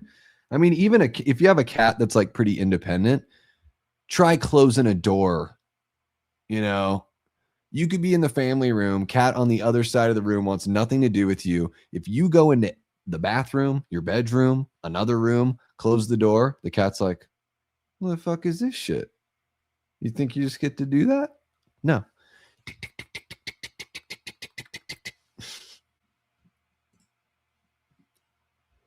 Not gonna lie, really do enjoy seeing Ripley in the gray tank top and undies. I know it's just basic. I know it's simple. I just like it, right? What can you do? What can you do? I think Sigourney Weaver is a good-looking gal. There we go, guys. Aliens from 1986. Holy cow. So pulling it up initially and being like 2 hours, 17 minutes, I was like, all right, this is going to be epic. And then I start it, and it turns out to be the extended edition. Guys, we just made it through over 2.5 hours of pure Aliens magic. There it is. James Cameron's Aliens from 1986. And to celebrate, if you're still pumped and you want more and more and more Aliens action, what you can do, guys, is you can use the affiliate link that I've got that is pinned in the chat. That will take you over to the Aliens Expanded documentary purchase site. You could pre-order it over there. If you use my affiliate link, it's really awesome. I get a little kickback for it, which is super cool. And if you're a huge fan of Aliens and you want those 15 hours of special features, the deep dive doc that with James Cameron, Lance Henriksen, Sigourney Weaver, and others, Michael Biehn is there also. Check out the link that is pinned in the chat. And yeah, other than that, gosh, we've been going for almost 3 hours, guys. So I want to finish editing my Evil Dead Burn teaser trailer slow-mo breakdown, because you still can't put the trailer up on YouTube in any other fashion. I had to slow it down to get YouTube to say okay. But I need to finish that edit, and I should have that up shortly. If you're part of our Discord family, by the way, link is in the description below. Doesn't cost anything. It's totally free. Hop on over there if you want to just, keep in touch with the community and build a stronger connection in between streams. That's what we do over there. And I will be sharing that video as soon as I'm able to drop it. I'll have it shared over there. But yeah, guys, that is going to wrap it up. Jamie, thank you so much for kicking it. Thank you for sharing all of your wild stories tonight. You never know where a Davey Deathray stream is going to end up going. I love that. I mean, usually 95% of the time, 90% of the time, we're talking about horror movies. 5% of the time, we're talking about other movies or music. The other 5% of the time, it's mind in the gutter time. So thank you guys for taking that journey with me. I just wanted to highlight a few things before we hop on out of here. Guys, Paula is celebrating 8 months of channel membership. We love you too, Paula. Hope you had a great time tonight hanging out with us while we watched Aliens. We got Code Melted dropping a 10er. Code Melted with a 5er. Theron the Brutal with a 5er. Media Poop Shoot with a 5er. Sean G with a 5er. Mr. Like It or Not dropping a 20. Holy cow. And Mr. Like It or Not following up with a $10 super chat. Just because I had mentioned Meet Me in St. Louis. I guess I'm gonna have to do that every stream from now on. Kidding. I'm kidding. But hey, maybe. I don't know. Maybe I should watch that movie again. I'm not sure. Anywho, you guys are amazing. Thank you so much for hanging out. Really appreciate all the Patreon members, YouTube channel members, our Death Squad mods. If you're new to the community over here, thank you so much for giving the channel a shot.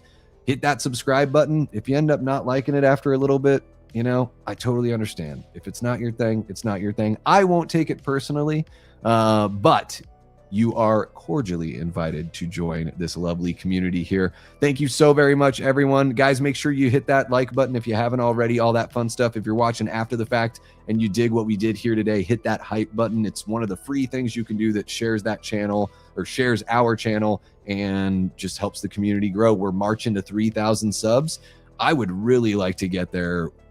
Gosh, my birthday's on May 18th in 1 month. If we can get to 3,000 subs by my birthday, I'll be super pumped. It's a tall order, but maybe we can do it. Anywho, guys, that is going to wrap it up for this one. Thank you so very much for hanging out with me. I will be back tomorrow at 3 p.m. Eastern for a chill Sunday horror hangout. That's going to be, 8 p.m. Eastern out in the UK. So there it is. That's where you can find me next.